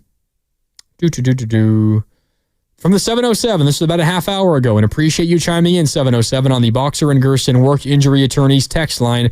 Made it to the top 4 in the West for a roster that didn't look like it was going to make the playoffs. I'm happy with that personally. Yeah, there's absolutely no doubt. It felt like for the Warriors, ever since we saw them start playing really good basketball with Jimmy, maybe the par, if you're calling the edge of a success versus a failure, was winning one postseason series. And maybe you think that this makes this a successful season. Obviously, the trade has been a home run, and it's been a home run for a long time. But, of course, your season rests on what you do in the postseason. And I think most Warrior fans, in fact, I think every single Warrior fan would have felt pretty damn disappointed had they lost in the first round. So maybe you consider now this is a par, and anything beyond this second round series makes it a birdie. But had they lost tonight, I think it would have been a bogey. And the Warriors avoided that bogey with a win here today. And considering where they were pre-trade, it's pretty darn remarkable that they found a way to get to this spot. Okay, we got to take a break. When we come back, more time for your calls, 888-957-9570. Chardol, I see you in Fremont. We're coming to you when we come back. Plus, we have to hear from Warriors head coach Steve Kerr, and we've got some other sound from Steph that I want to play as well. So we'll get to all of that when we come back. It's Warriors Wrap Up. Mark Randy with you. Dubs knock off the Rockets 103-89. More on the other side right here on 95.7 The Game.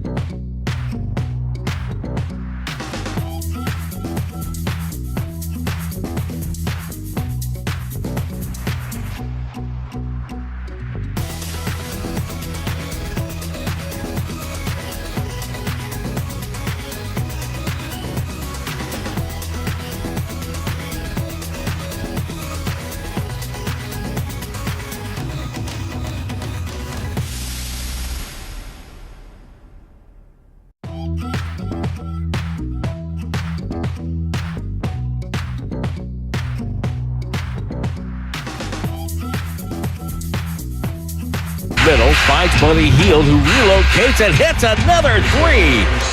Dylan Brooks turned his head, and Buddy Hield made it pay. 30-24. Buddy Hield with 13 of the 30 for Golden State. Now back to Warriors Wrap Up on 95.7 The Game. Yeah, man, how good was Buddy freaking Hield? Again, I'll ask it, where were you for the Buddy Hield game? 33 points, 12 of 15 from the field, 9 of 11 from downtown. We got a text here on the Boxer and Gerson Work Injury Attorneys text line. He was shouting out Tim Legler of ESPN. He was talking about how Game 7s often comes down to whichever team shoots well, especially from downtown. And whichever team has a player who's not a star step up, essentially a role player that plays great.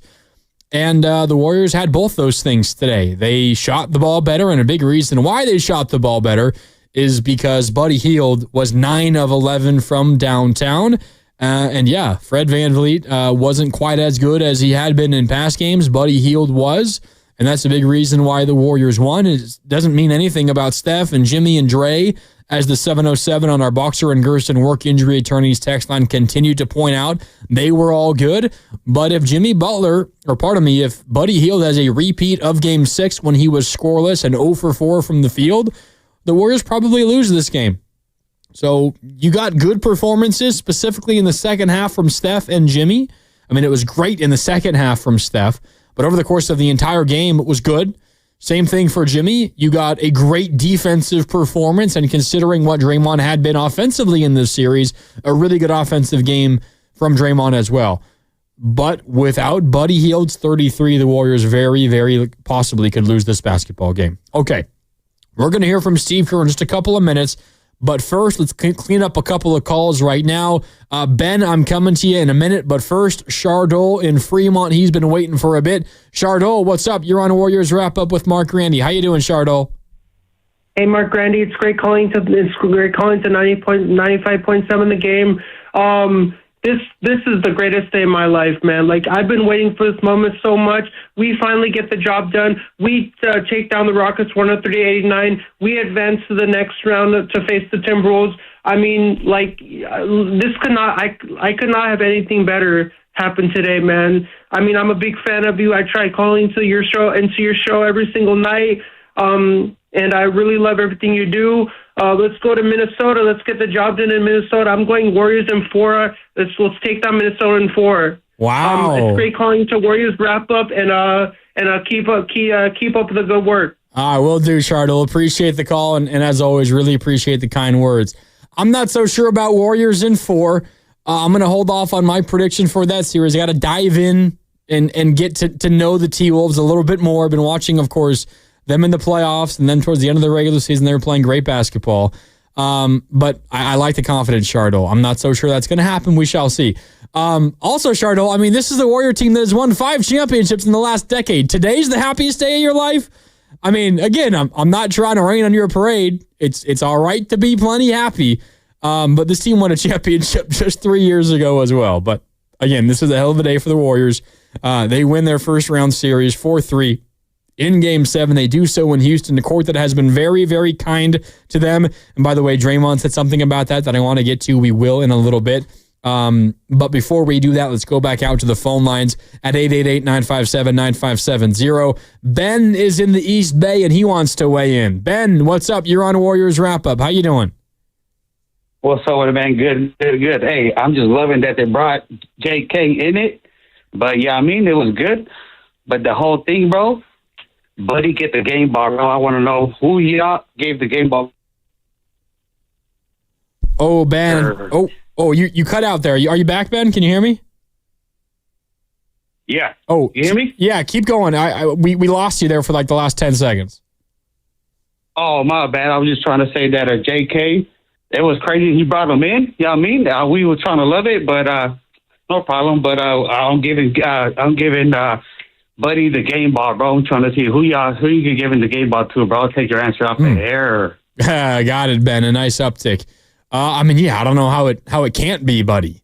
Buddy gets the game ball. Buddy gets everybody's game ball. I mean, if you go on Twitter right now and you're a part of Warriors Twitter and you you follow some of the media members' accounts and you follow the Warriors account, like everything right now is about Buddy Hield. Even, the NBA posting about Steph Curry, posting a video of Steph Curry talking postgame.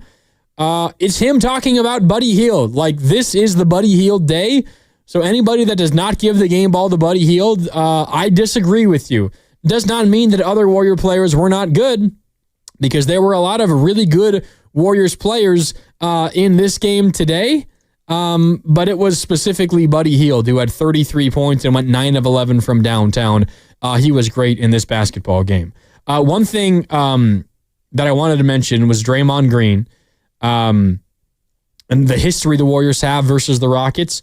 The Warriors have now played the Rockets in the postseason 5 different times in the Steph Curry era, and the Warriors have won all 5 of those series, including the last 3, all of which they closed in Houston. Game 7, 2018, when the Rockets missed, what was it, 27 consecutive threes. Game 6 in 2019 without KD, who was hurt in that one. Steph scoreless in the first half, then scored 33 in the second half to win that basketball game. And then Game 7, 2025, tonight. All of those in Houston. So the Warriors have had a lot of success versus these Rockets in the playoffs. And when I say these Rockets, I mean the organization, because this team is entirely different from those James Harden era teams. But they've also had a lot of success closing series in Houston as well. And Draymond Green was talking postgame about that. And he brought up that Fred VanVleet said something along the lines of, this isn't that Rockets team of the past that lost all those playoff series to the Warriors. Draymond Green said, quote, "It's that organization, though, and we like coming to this city and playing in these situations. It's been good to us." And there is no doubt that it has been good to the Golden State Warriors. It's been good to them one more time as they beat the Rockets in Game 7 in Houston, 103-89. Okay, we're going to go back to the phones in just a sec. If you want to weigh in, 888-957-9570. But first, let's hear from Warriors head coach Steve Kerr, who addressed the media postgame in Houston. A hell of a win for the Warriors. Steve Kerr, I believe he's going to first congratulate the Rockets, which is what he tends to do at the end of playoff series. Here is Warriors head coach Steve Kerr postgame tonight. First of all, I want to congratulate Houston. What a series that was. They had a great season. A lot of good things ahead for that team. Ime did an amazing job. And really the whole rebuild over the last couple of years has been so impressive. And we were lucky to get out of this series. But much respect to the Rockets and their staff and their organization. They have a great team and they had a great season. Couldn't be more proud of our guys. That was an incredibly impressive display of resolve, discipline. The defense was fantastic. The ball security, kind of game plan discipline followed to a T, and then multiple guys stepping up. Buddy Hield, I don't know what to say. I mean, that was really incredible watching him light it up in that first half especially, and then down the stretch as well. But I can't say enough about our guys and what they were able to do in this series and to pull this thing out on the road in Game 7. Pretty impressive. Steve, they cut a 15-point lead down to 3. Jimmy gets that corner 3 out of a double team, and then he finds Draymond twice. And then it looks like maybe in the huddle between the third and fourth, you guys make an adjustment to get Steph attacking the rim a little bit, and you got him free. What did you guys do there? Well, it's always matchup based, and so if you can find an advantage with the personnel they have on the floor, then you try to get Steph in pick and roll with a particular player or two, and I think it just kind of played out that way. The way the game was going, they've done a great job of taking away the Steph Draymond pick and roll all series by putting Fred VanVleet on Draymond and putting their center on one of our wings, and so that was really a a great strategic move for them. And I think in the fourth quarter, because of the matchups, we were able to get Draymond back in the pick and roll with Steph a couple of times. I thought Steph was brilliant tonight. I know he got off to a slow start shooting the ball, but the whole key to the game was taking care of the ball. And he managed the game beautifully. And it's just a matter of time before his shot goes in. But the reason we had the 11-point lead at half or whatever it was, 12, was because of the way Steph took care of the ball, got us into our offense, and settled the game down. Steve, you've been through so much with Steph and Draymond. This was their 6th Game 7 together. What can you say about the tone that Draymond set on Şengün and obviously the way that Steph was able to close it out? Draymond set the tone last night at the team meeting. Basically, he owned up to losing his poise in Game 6. And I agreed with him. I thought the flagrant foul 4 minutes into the game was a tone setter, and he knew it. And so he talked to the group last night and said, "I got to be poised, and I have to be better, and we're going to come in here tomorrow and get it done." And I think his emotional stability tonight, just his poise. From the start, I thought it set a great tone. That was Steve Kerr post-game tonight in Houston, celebrating a Warriors win. They knock off the Rockets by a final score of 103-89, and they are on to the second round of the Western Conference playoffs. Awaiting them is the Minnesota Timberwolves, Ant Edwards, and the T-Wolves. Awaiting the Warriors. Game 1 is Tuesday. I have the dates of that series. Let me find them for you here. Game 1, Tuesday, 6:30 Pacific. Tip time. Game 2's Tuesday, 6:30 Pacific for Game 1 on Tuesday. Then it's 5:30 Pacific for Game 2 on Thursday. Both those in Minnesota. Then the Warriors return home. Saturday is Game 3, 5:30 Pacific. Monday, the 12th, is Game 4. That is 7 o'clock Pacific on Monday. Then Game 5 is the following Wednesday. So at this point, you just got 1 day between every game. Game day, day off. Game day, day off. On and on and on until you get to after Game 5.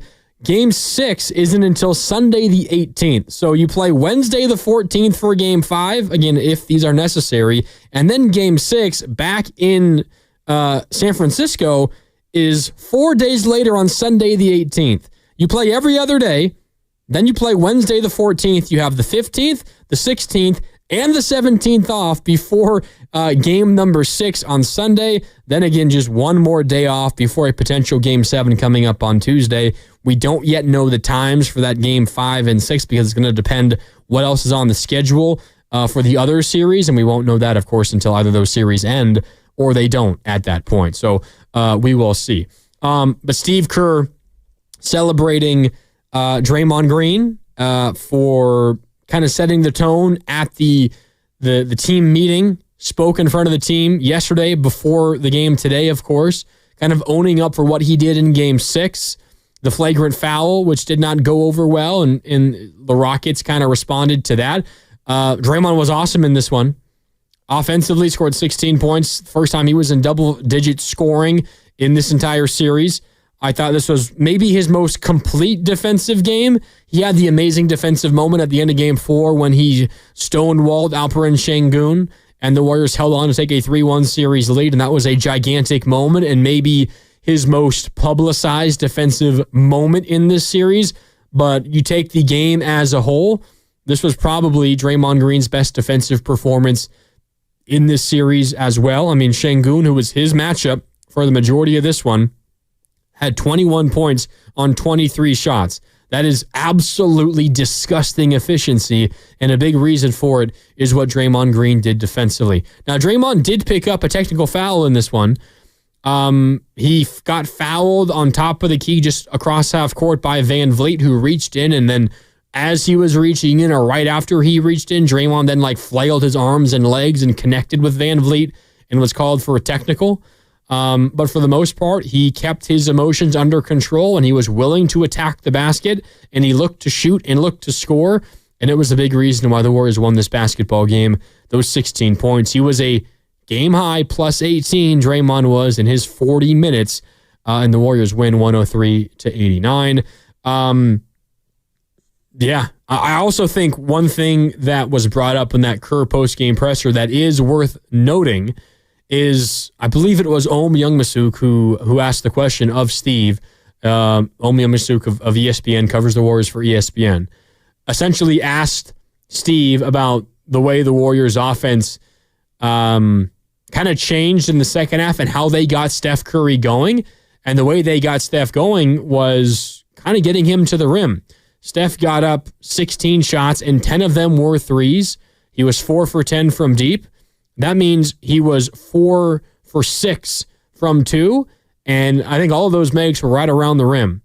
The Warriors got him going by getting into the paint and having him finish around the rim. In fact, I can bring up his shot chart and confirm this with you.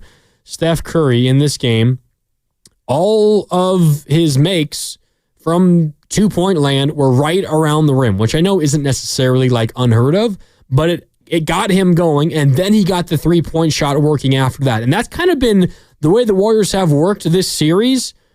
Is Steph maybe doesn't have it to begin a basketball game. He either gets to the free throw line or he gets to the rim, gets a couple of shots to fall, sees the ball go through the net, and then he kind of extends out to the three-point line, and he takes over in that regard. But the Warriors got him going inside. It kind of reminded me of what happened Game 7 versus the Kings a couple of years ago when he scored 50. He did so much of his damage from inside the paint, and that's what I think that third quarter when he got going early fourth felt like when he took over. And, man, if you need another example of Steph's greatness, Steph played 46 minutes tonight, and he was at his best at the end of those 46 minutes. He scored 14 of his 22 in the fourth quarter. He played 46 minutes in this game. He rested for 2 minutes. Let me confirm this. Did he play the entire second half? Steph in the second half he rested for 1 minute in the second half. He rested for 1 minute essentially in either half. Steph played 22 minutes and 56 seconds in the second half, and he was at his best in the second half, and specifically in those last 12 minutes that he played where he scored 14 of his 22. He continues to amaze. At 37 years old, he got better as the game went along. Not that he was bad in the first half, because despite only scoring 3 points, he was still a game best in terms of plus minus at that point and led the team in rebounds, in assists, in steals, and in blocks. Steph did everything in the first half, and then he continued to do some things in the second half and added scoring, and specifically in the fourth quarter where he scored 14 of those 22. All right, back out to the phones we go. 888-957-9570. Roque is in Alameda. Roque, what's up? You're on Warriors Wrap-Up with Mark Randy. How you doing, Roque? What's up? Could you hear me? Yeah, I got you, man. What's up? Yes. Hey, just 2 or 3 things here, okay? I'm going to ask you this quickly. If this 7-game series, who would you give the MVP to right now? Sorry, Roque. Sorry, can you repeat that for me? In this 7-game series, who would you give the MVP to? In the 7-game series, you know what? That's this game, yeah, we have with Houston. Yeah, Who do you think is the main? That's a good question, Roque. I think I might have to go Steph just because of what he did in Game 3 without Jimmy Butler, and he was a big part in all of the Warriors' wins. So I think I have to go Steph. Okay, I'll give Steph, but I'll tell you what. You take Draymond Green out there, even though he's got some technical fouls in there. I'll be honest with you, he got me all messed up there, got me pissed off, but he's taking care of the rebound, defense, and everything. He was the horse working out there. I'm just here. Curry had some bad games, 2 or 3 games or so. Tonight is Buddy Hield. Okay, I'll give it to him. And with all the players unexpected, Buddy Hield came through. We needed that number 3 person. So, I give it to Draymond Green, Buddy Hield. Thank you very much. And thank you for the second round. Thank you for taking my call. Yeah, appreciate the call, Roque. I think your question about who was the MVP is a good one because you can make a case for a couple of players. Steph in the Warriors' losses wasn't great. by any stretch, but I think you can say that about most of the Warriors players. When they lost in this series, they tended to all not play great, right? Like game 2 was rough, and that was where Jimmy got hurt. Game 5, they got absolutely dominated, and the game was over like 12 minutes in. Game 6, it wasn't over 12 minutes in, but the Warriors did not play all that great for the majority of the game. Although Steph was pretty good through 3 quarters, as was Jimmy, but the fourth quarter was really, really rough. I think I still got to go Steph, though, because he had a major, major, major positive impact in all 4 Warrior wins, including not quite single-handedly because Podziemski was good in Game 3 and Buddy was good in Game 3 and GP2 was good in Game 3. But Steph delivered that win in Game 3 without Jimmy. Again, not quite by himself, but he was the driving force behind that. He was absolutely amazing in that one. But you can make a case for Jimmy as well. I mean, when Jimmy played a full game in this series, the Warriors were 3-2. I guess that's not that big of a difference than when they were when they were 4-3 overall in the series. He missed a loss when he got hurt in the first quarter and missed a win when he did not play in the entire game. But when he played, he was largely pretty darn good. But I think I'd go Steph. One thing about Steph that I do want to make sure I bring up, Steph Curry has said post-game, I'm reading this quote. This is directly from Steph Curry. Quote, "That's one of the toughest defenses I think I've ever faced." That's Steph Curry talking about the Houston Rockets defense. That is high, high praise, considering how many times have we talked about how there's been a team that has a Steph stopper, right? That has figured out a way to stop Steph Curry. Steph Curry saying the Houston Rockets are the toughest defense that he's ever faced. And that's very high praise, considering, again, all of the defenses that he's played, all of the attention that has been thrown his way. And even when Kevin Durant was on this freaking roster, Steph was always problem number 1 for opponents to deal with. It was always Steph Curry. How are we going to take Steph away? I'd rather give Kevin Durant an open 3 than a Steph open 3. How are we going to limit Steph? He has always been public enemy number 1. He has always been the guy that all defensive schemes have paid the most attention to, have put the most effort into stopping. That has been that case ever since he made the playoffs. Even all the way back in 2013, although not, of course, on the level of what it is now or even what it was 6-7 years ago. But even back then, Steph was the head of the snake and has been the head of the snake all of these years. He says this Houston Rockets defense, quote, one of the toughest defenses I think I've ever faced. That is really, really high praise from Steph Curry. All right, we're going to take a break. We've got one more segment with you. If you want to weigh in, feel free to do so. 888-957-9570. That's the number to call. It is also our Boxer and Gerson work injury attorneys text line. And I've got the YouTube chat up as always, youtube.com/957 the game. Everything we do on YouTube powered by First NorCal Credit Union. Plus, we can begin to look ahead to the next round. Warriors versus T-Wolves. How do these teams stack up? How is it going to play out? We'll take a look at that and a whole lot more. Plus, again, time for your calls, but if you want to get them in, do so now because I'm only with you for the next 30 minutes. 888-957-9570. We got more Warriors wrap up next. It's Mark Randy with you right here on 95.7 The Game. Every morning, we rise and shine.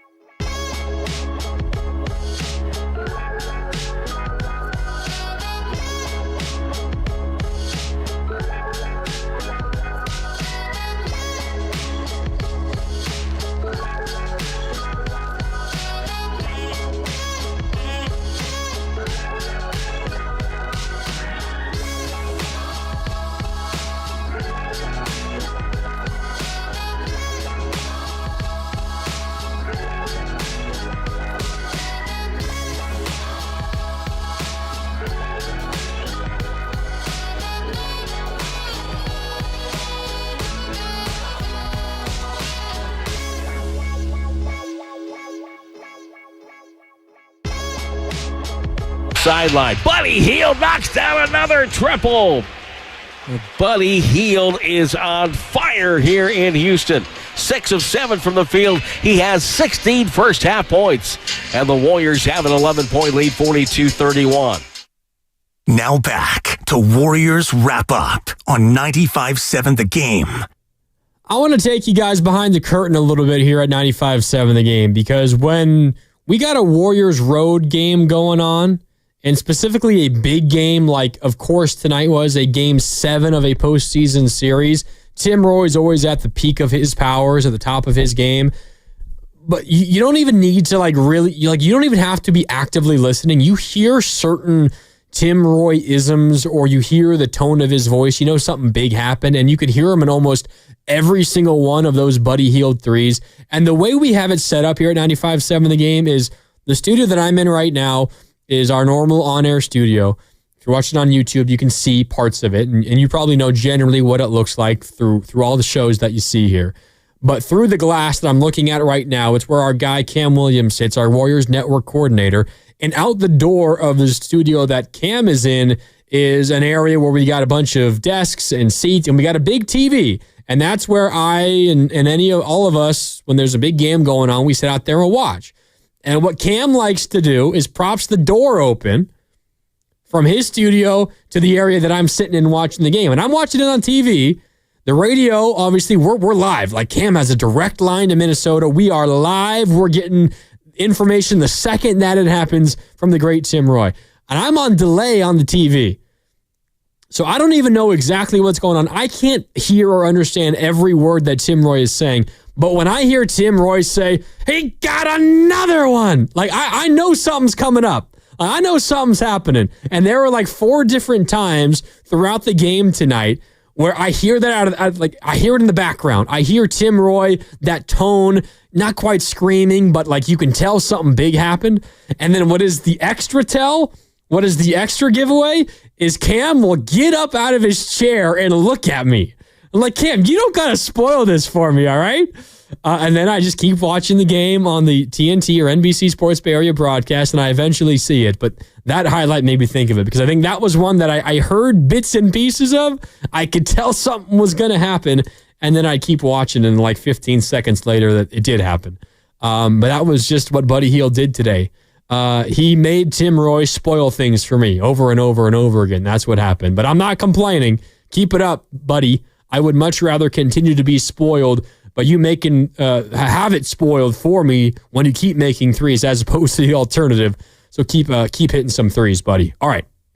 We're going to look ahead to this next series coming up in a little bit. But first, a couple of calls to clean up, and you can join the conversation at 888-957-9570. Up next is Noah in San Francisco. He wants to talk about these T-Wolves. What's up, Noah? How you doing, man? Hello, I'm doing well. How about yourself? I'm doing good. This is a hell of a Warriors win. What did you think? I was super excited. I mean, it was a fun game to watch through and through. You know, we love being up on the Rockets. We love a good game. We love coming out of the series with a dub. I really enjoy seeing Buddy as a player. You know, he's hot and cold sometimes, but I think he's got a great mentality. He's got a great spirit. And it's been a very, up and down series. It's been a lot of back and forth. And I think there's been a lot of adapting from both sides. And what I'm kind of wondering is, going into this next series, we haven't played the Timberwolves with Jimmy on the team. And we make a lot of adjustments. And, the Rockets are a very different team from the Timberwolves. And I'm curious, what do you want to see? What do we want to see from the Warriors in terms of learning from this series and moving forward to play Minnesota? Interesting question. No, I like it. You make a good point that the Warriors have not played Minnesota with Buddy Hield. You're spot on with that. The last time the Warriors played Minnesota was January 15th, which was a couple of weeks prior to the Jimmy Butler trade. The Warriors were 3-1 versus the T-Wolves this year. But much like the Warriors are a brand new team ever since that Jimmy Butler trade, the T-Wolves, they're not a brand new team in terms of personnel and in terms of the players that they have on their roster. But in terms of the way that they have played of late, they are a different basketball team. They played amazing down the stretch. They were 32-29 after a February 28th loss. March and April to close the regular season, they went on a 17-4 stretch. Minnesota was 17-4 to close the regular season, and then they just beat the Lakers, featuring Luka and LeBron, in 5 games. So 17-4 plus 4-1. We're talking about 21-5 in their last 26 games played. They're one of the hottest teams in the NBA. So the Warriors are a different team. Minnesota is playing a whole lot better than the last time the Warriors played them. So I think this is going to be a really, really challenging series, especially for the Warriors in Game 1 when they have to go into Minnesota on short rest. In terms of what I think the Warriors need to do, I think they're going to have an easier time scoring. This is a Minnesota team that is not as good of a defensive team as the Rockets are. There are a few teams in the NBA that are better, but it's going to be much more difficult for the Warriors defense to slow down Minnesota. I mean, you got Ant Edwards, you got Julius Randle, who's been playing a lot better of late. They've got Rudy Gobert, who was awesome in that Game 5 win, amazingly. Naz Reid always hurts the Warriors. Jaden McDaniels is a hell of a player who I do not think gets enough credit for what he does. I mean, he scored I think he's averaging almost 17 or 18 points per game in the postseason. Dante DiVincenzo, former Warrior. And then they've got a lot of glue guys that help keep that team together. Nickeil Alexander-Walker and Mike Conley and Jaden McDaniels, who I mentioned earlier. They got a quality basketball team. So it's going to be really, really challenging for the Warriors. But I mean, the Warriors just beat the 2 seed in the Western Conference. So I would not be shocked if the Warriors win this series. I think it's going to be 6 games at least.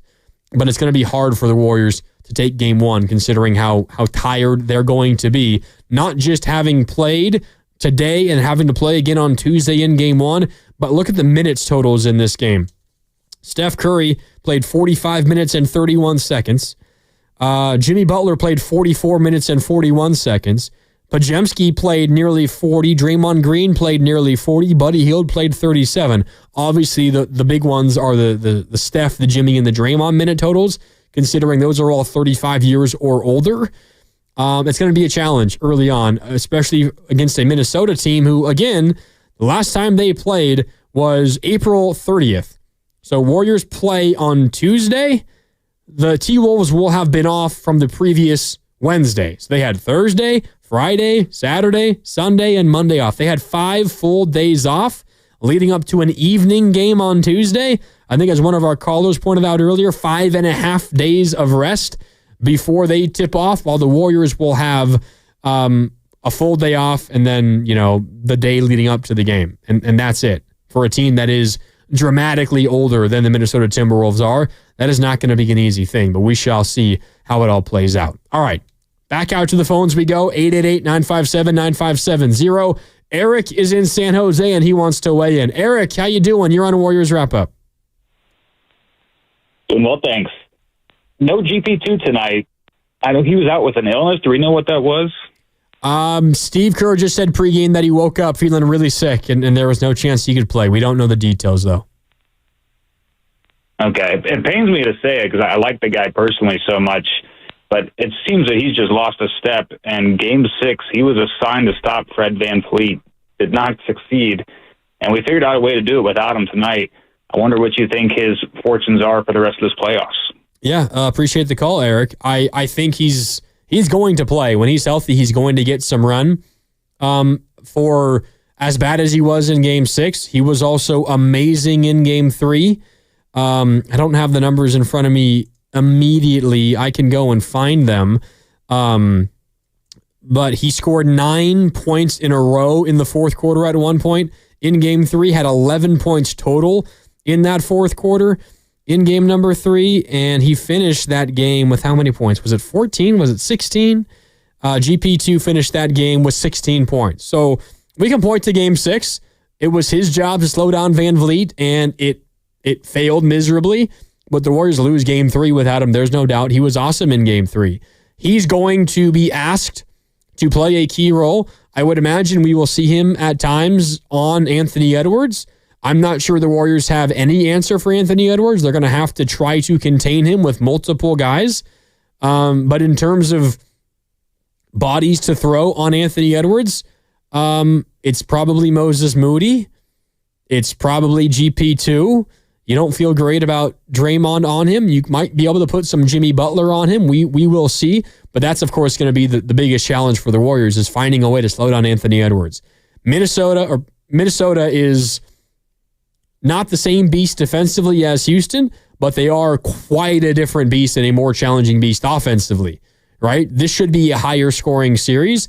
We'll see how the Warriors defense can do versus a higher powered offense. And we'll see specifically how the Warriors are able to go up against an offensive scorer like Anthony Edwards, one of the most explosive 3-level scorers in the NBA. And they've got some size that they can throw at you as well with Rudy Gobert, along with Naz Reid, who you see often. And then also, of course, Julius Randle, who came over in that cat trade that sent him to New York. And from the Knicks, DiVincenzo and Julius Randle back to the T-Wolves. They could go pretty darn big, and Naz Reid has given the Warriors a lot of trouble. It's going to be interesting to see how it all plays out. I do think the Warriors are going to find themselves with a lot more room offensively, and it's going to be easier for them to operate. Not that they're going to score 120 a game, but like the Warriors in this series were relatively often held below 500 or under 100 points. 95 points in game 1, 94 points in game 2. They only scored 104 in game 3, but won. They scored 103 tonight, but won. I would be shocked if the Warriors are under 100 points multiple times in this series. But also Minnesota is not going to be held under 100 multiple times in this series either. So we'll see how it all plays out. One thing that I do think really benefited the Warriors in this game or in this series versus the Rockets is Houston's lack of a go-to scorer. When you get in those clutch moments, and the Warriors dominated clutch time in this series, specifically like the final 5 minutes of a close game. The games that they lost were all basically over 5 minutes to go. When the game was up in the air with 5 minutes left, the Warriors won those games every single time. And I think a big reason why is because they have two go-to scorers in Steph and Jimmy. Meanwhile, the Rockets had none. Like I said this pre-game 1.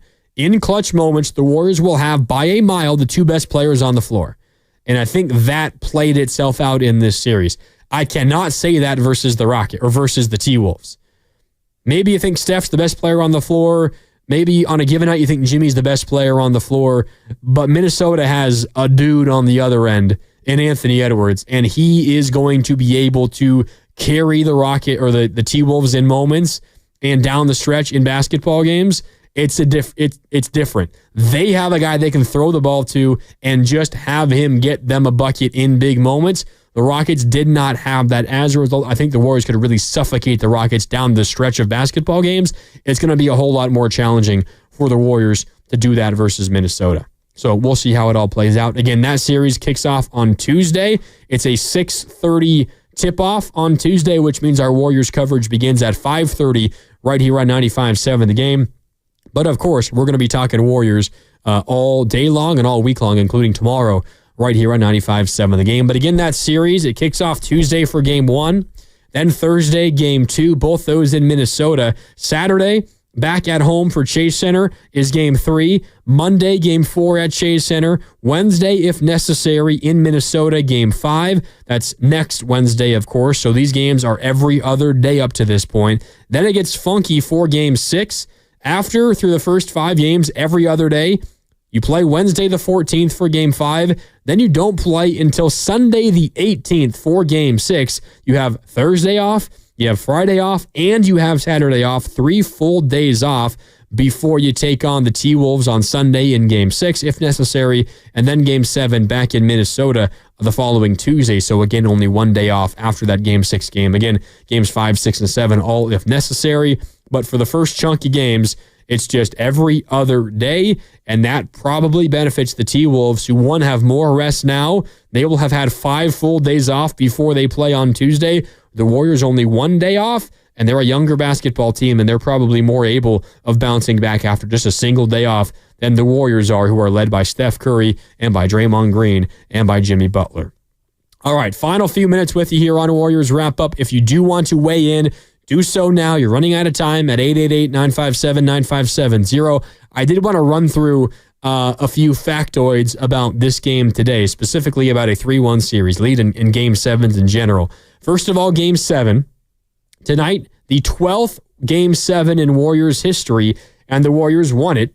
With that win tonight, the Warriors are now 7-5 all-time in Game 7s. And in the Steph Curry era, they've now played 6 Game 7s, and they're 4-2. And believe it or not, the Warriors actually bucked a trend with this win tonight. Previously, in the Steph Curry era, 5 Game 7s, the Warriors had won 3 of them, right? They're 3-2 entering today in Game 7s with Steph Curry on the roster. In all the Game 7s that they had won with Steph, talking about 2016 Western Finals versus OKC, 2018 Western Finals versus Houston, and 2023 first round versus Sacramento, the Warriors won all those games after trailing at halftime. They led at half in all those, or they trailed at half in all those games, yet they won that Game 7. 2 of them were on the road. And the two Game 7s with Steph, they had lost. That was 2014 in LA versus the Clippers, the Warriors' second year in the postseason. That was the last year of Mark Jackson. They lose Game 7 in LA. And then, of course, the one we all remember and we think of in a 3-1 series lead and a heartbreaking loss in Game 7. Cleveland Cavaliers in the 2016 NBA Finals. The Warriors lost that game as well. But in those 2 Game 7 losses with Steph, the Warriors actually led at halftime in those games. So entering tonight, in the Steph Curry era, Warriors lead at half of a Game 7. They had always lost. They trail at halftime of a Game 7. They always win. Today, though, changed it. The Warriors led at halftime by 12 points.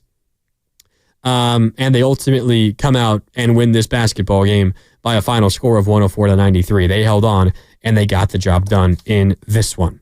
They led by 12 at half. 51-39 was the final score for the Warriors there. Hell of a win for the Golden State Warriors. 103-89, pardon me. 103-89 was the final score for the Warriors. I was looking at a previous game. I was looking at the Game 3 Warriors win that they did without Jimmy Butler. But again, the Warriors do buck a little bit of a trend by winning at halftime and still winning this basketball game. Entering today, more history for the Warriors. 72% of home teams won Game 7s. The home team won 72% of the time in a Game 7. The Warriors were the road team, and they won today. And now specifically for some 3-1 deficit numbers, Houston, they failed to become the 14th team to come from behind 3-1 and win a series in NBA history, trailing 3-1. Those teams that were trailing in series, now 13-280 all time is their series record after falling behind 3-1, despite the Rockets coming back and forcing a Game 7. Those teams that did trail 3-1 and then won Game 5 and Game 6 are now 13-23 all time in Game 7. So even after having won Game 5 and 6, teams that were down and then forced Game 7 are now 13-23 in Game 7, so still well below 500 despite having all of the momentum going into that Game 7. And now, in those situations, a team that was down 3-1, wins Game 5, wins Game 6, forces a Game 7, and has that Game 7 at home, those teams, with the Rockets lost today, are now 8-9 all time. Hell of a win for the Warriors in this one, and a little bit more for the Golden State Warriors. The Warriors now become the 8th, 7th seed all time to beat a number 2 seed in the playoffs, and they become the 3rd team to do it in a 7-game series. That is the difference for the Warriors in this one, and they got the job done again with that final score, 103-89. How about this? Also, in the Steve Kerr era, beginning in 2015, the Golden State Warriors are 8-0. Steve Kerr and their Warriors have never lost a first-round series. The last 2 first-round series they've won have happened in 7 games, so it's been close, right? 6-seed Warriors over 3-seed Kings a couple of years ago. They win Game 7 in Sacramento. And then this year, 7-seed Warriors over 2-seed Rockets. They do it in Game 7 in Houston today. The Warriors are also now making their 9th appearance in the conference semifinals in the last 13 years. Since 2015, the Warriors' playoff series record is 24-3, and over their last 10 postseason appearances, the Warriors' playoff record is 112-54. That is a winning percentage just shy of 68%. We're talking about playoff games. It is absolutely absurd the success the Warriors have had in the playoffs in the Steve Kerr era. So much so that in the Western Conference playoff series, right, excluding the NBA Finals, the Warriors' record with Steve Kerr at the helm in the West in playoff series 20-1. 20-1 versus Western Conference teams in postseason series under Steve Kerr. They got that job done today. They win their 20th Western Conference playoff series since Steve Kerr took over, beginning with that 2014-2015 season when the Warriors beat the Cavs in the NBA Finals to win their first NBA championship since 1975. Of course, they won that one. They won another in 17 and 18. They unfortunately lost to the Raptors in 19, got back in 22, beat the Celtics there, and they're trying to make another run at it now. The only Western Conference playoff series the Warriors lost was versus the Lakers 2 years ago in the second round, and they did that by having home court and losing game one, and they never got home court back, and they lost that series in 6 games. Now the Warriors' challenge is the Minnesota Timberwolves, a team that went to the Western Conference Finals last year, are trying to get right back there this year. They beat the Lakers in 5 games in the first round of their series, and we'll see what this series does have in store. It's going to be a lot of fun, I can promise you that. Warriors win this one. Again, final score 103-89. As we wrap things up here in just a sec, I want to talk about one more thing, but before I do that, I got to get to Crashing the Boards, which is brought to you by Chilton Auto Body, the Bay Area leader in collision repair. Crashing the Boards today for the Warriors. This is an easy one. 10 rebounds for Steph Curry. Led the team with 10 boards, tied for the team lead with 7 assists, had 22 points, 14 of which were in the fourth quarter. But he gets the honor of Crashing the Boards, which is brought to you by Chilton Auto Body, the Bay Area leader in collision repair. And thanks as always to Chilton for sponsoring this segment. I do want to shout out this statistic that I found earlier today. I don't have the numbers specifically for the second half, but I thought this was really, really amazing. And I think gives you a good idea of how you can impact winning basketball without scoring the rock. Steph in the first half had just 3 points, right? But he was a game best plus 16. In fact, he only scored 3 points, but his 6 defensive rebounds led the team. His 5 assists led the team. His 1 steal led the team. His 2 blocks led the team, and his plus minus of plus 16 were best on the team. This is just numbers from the first half.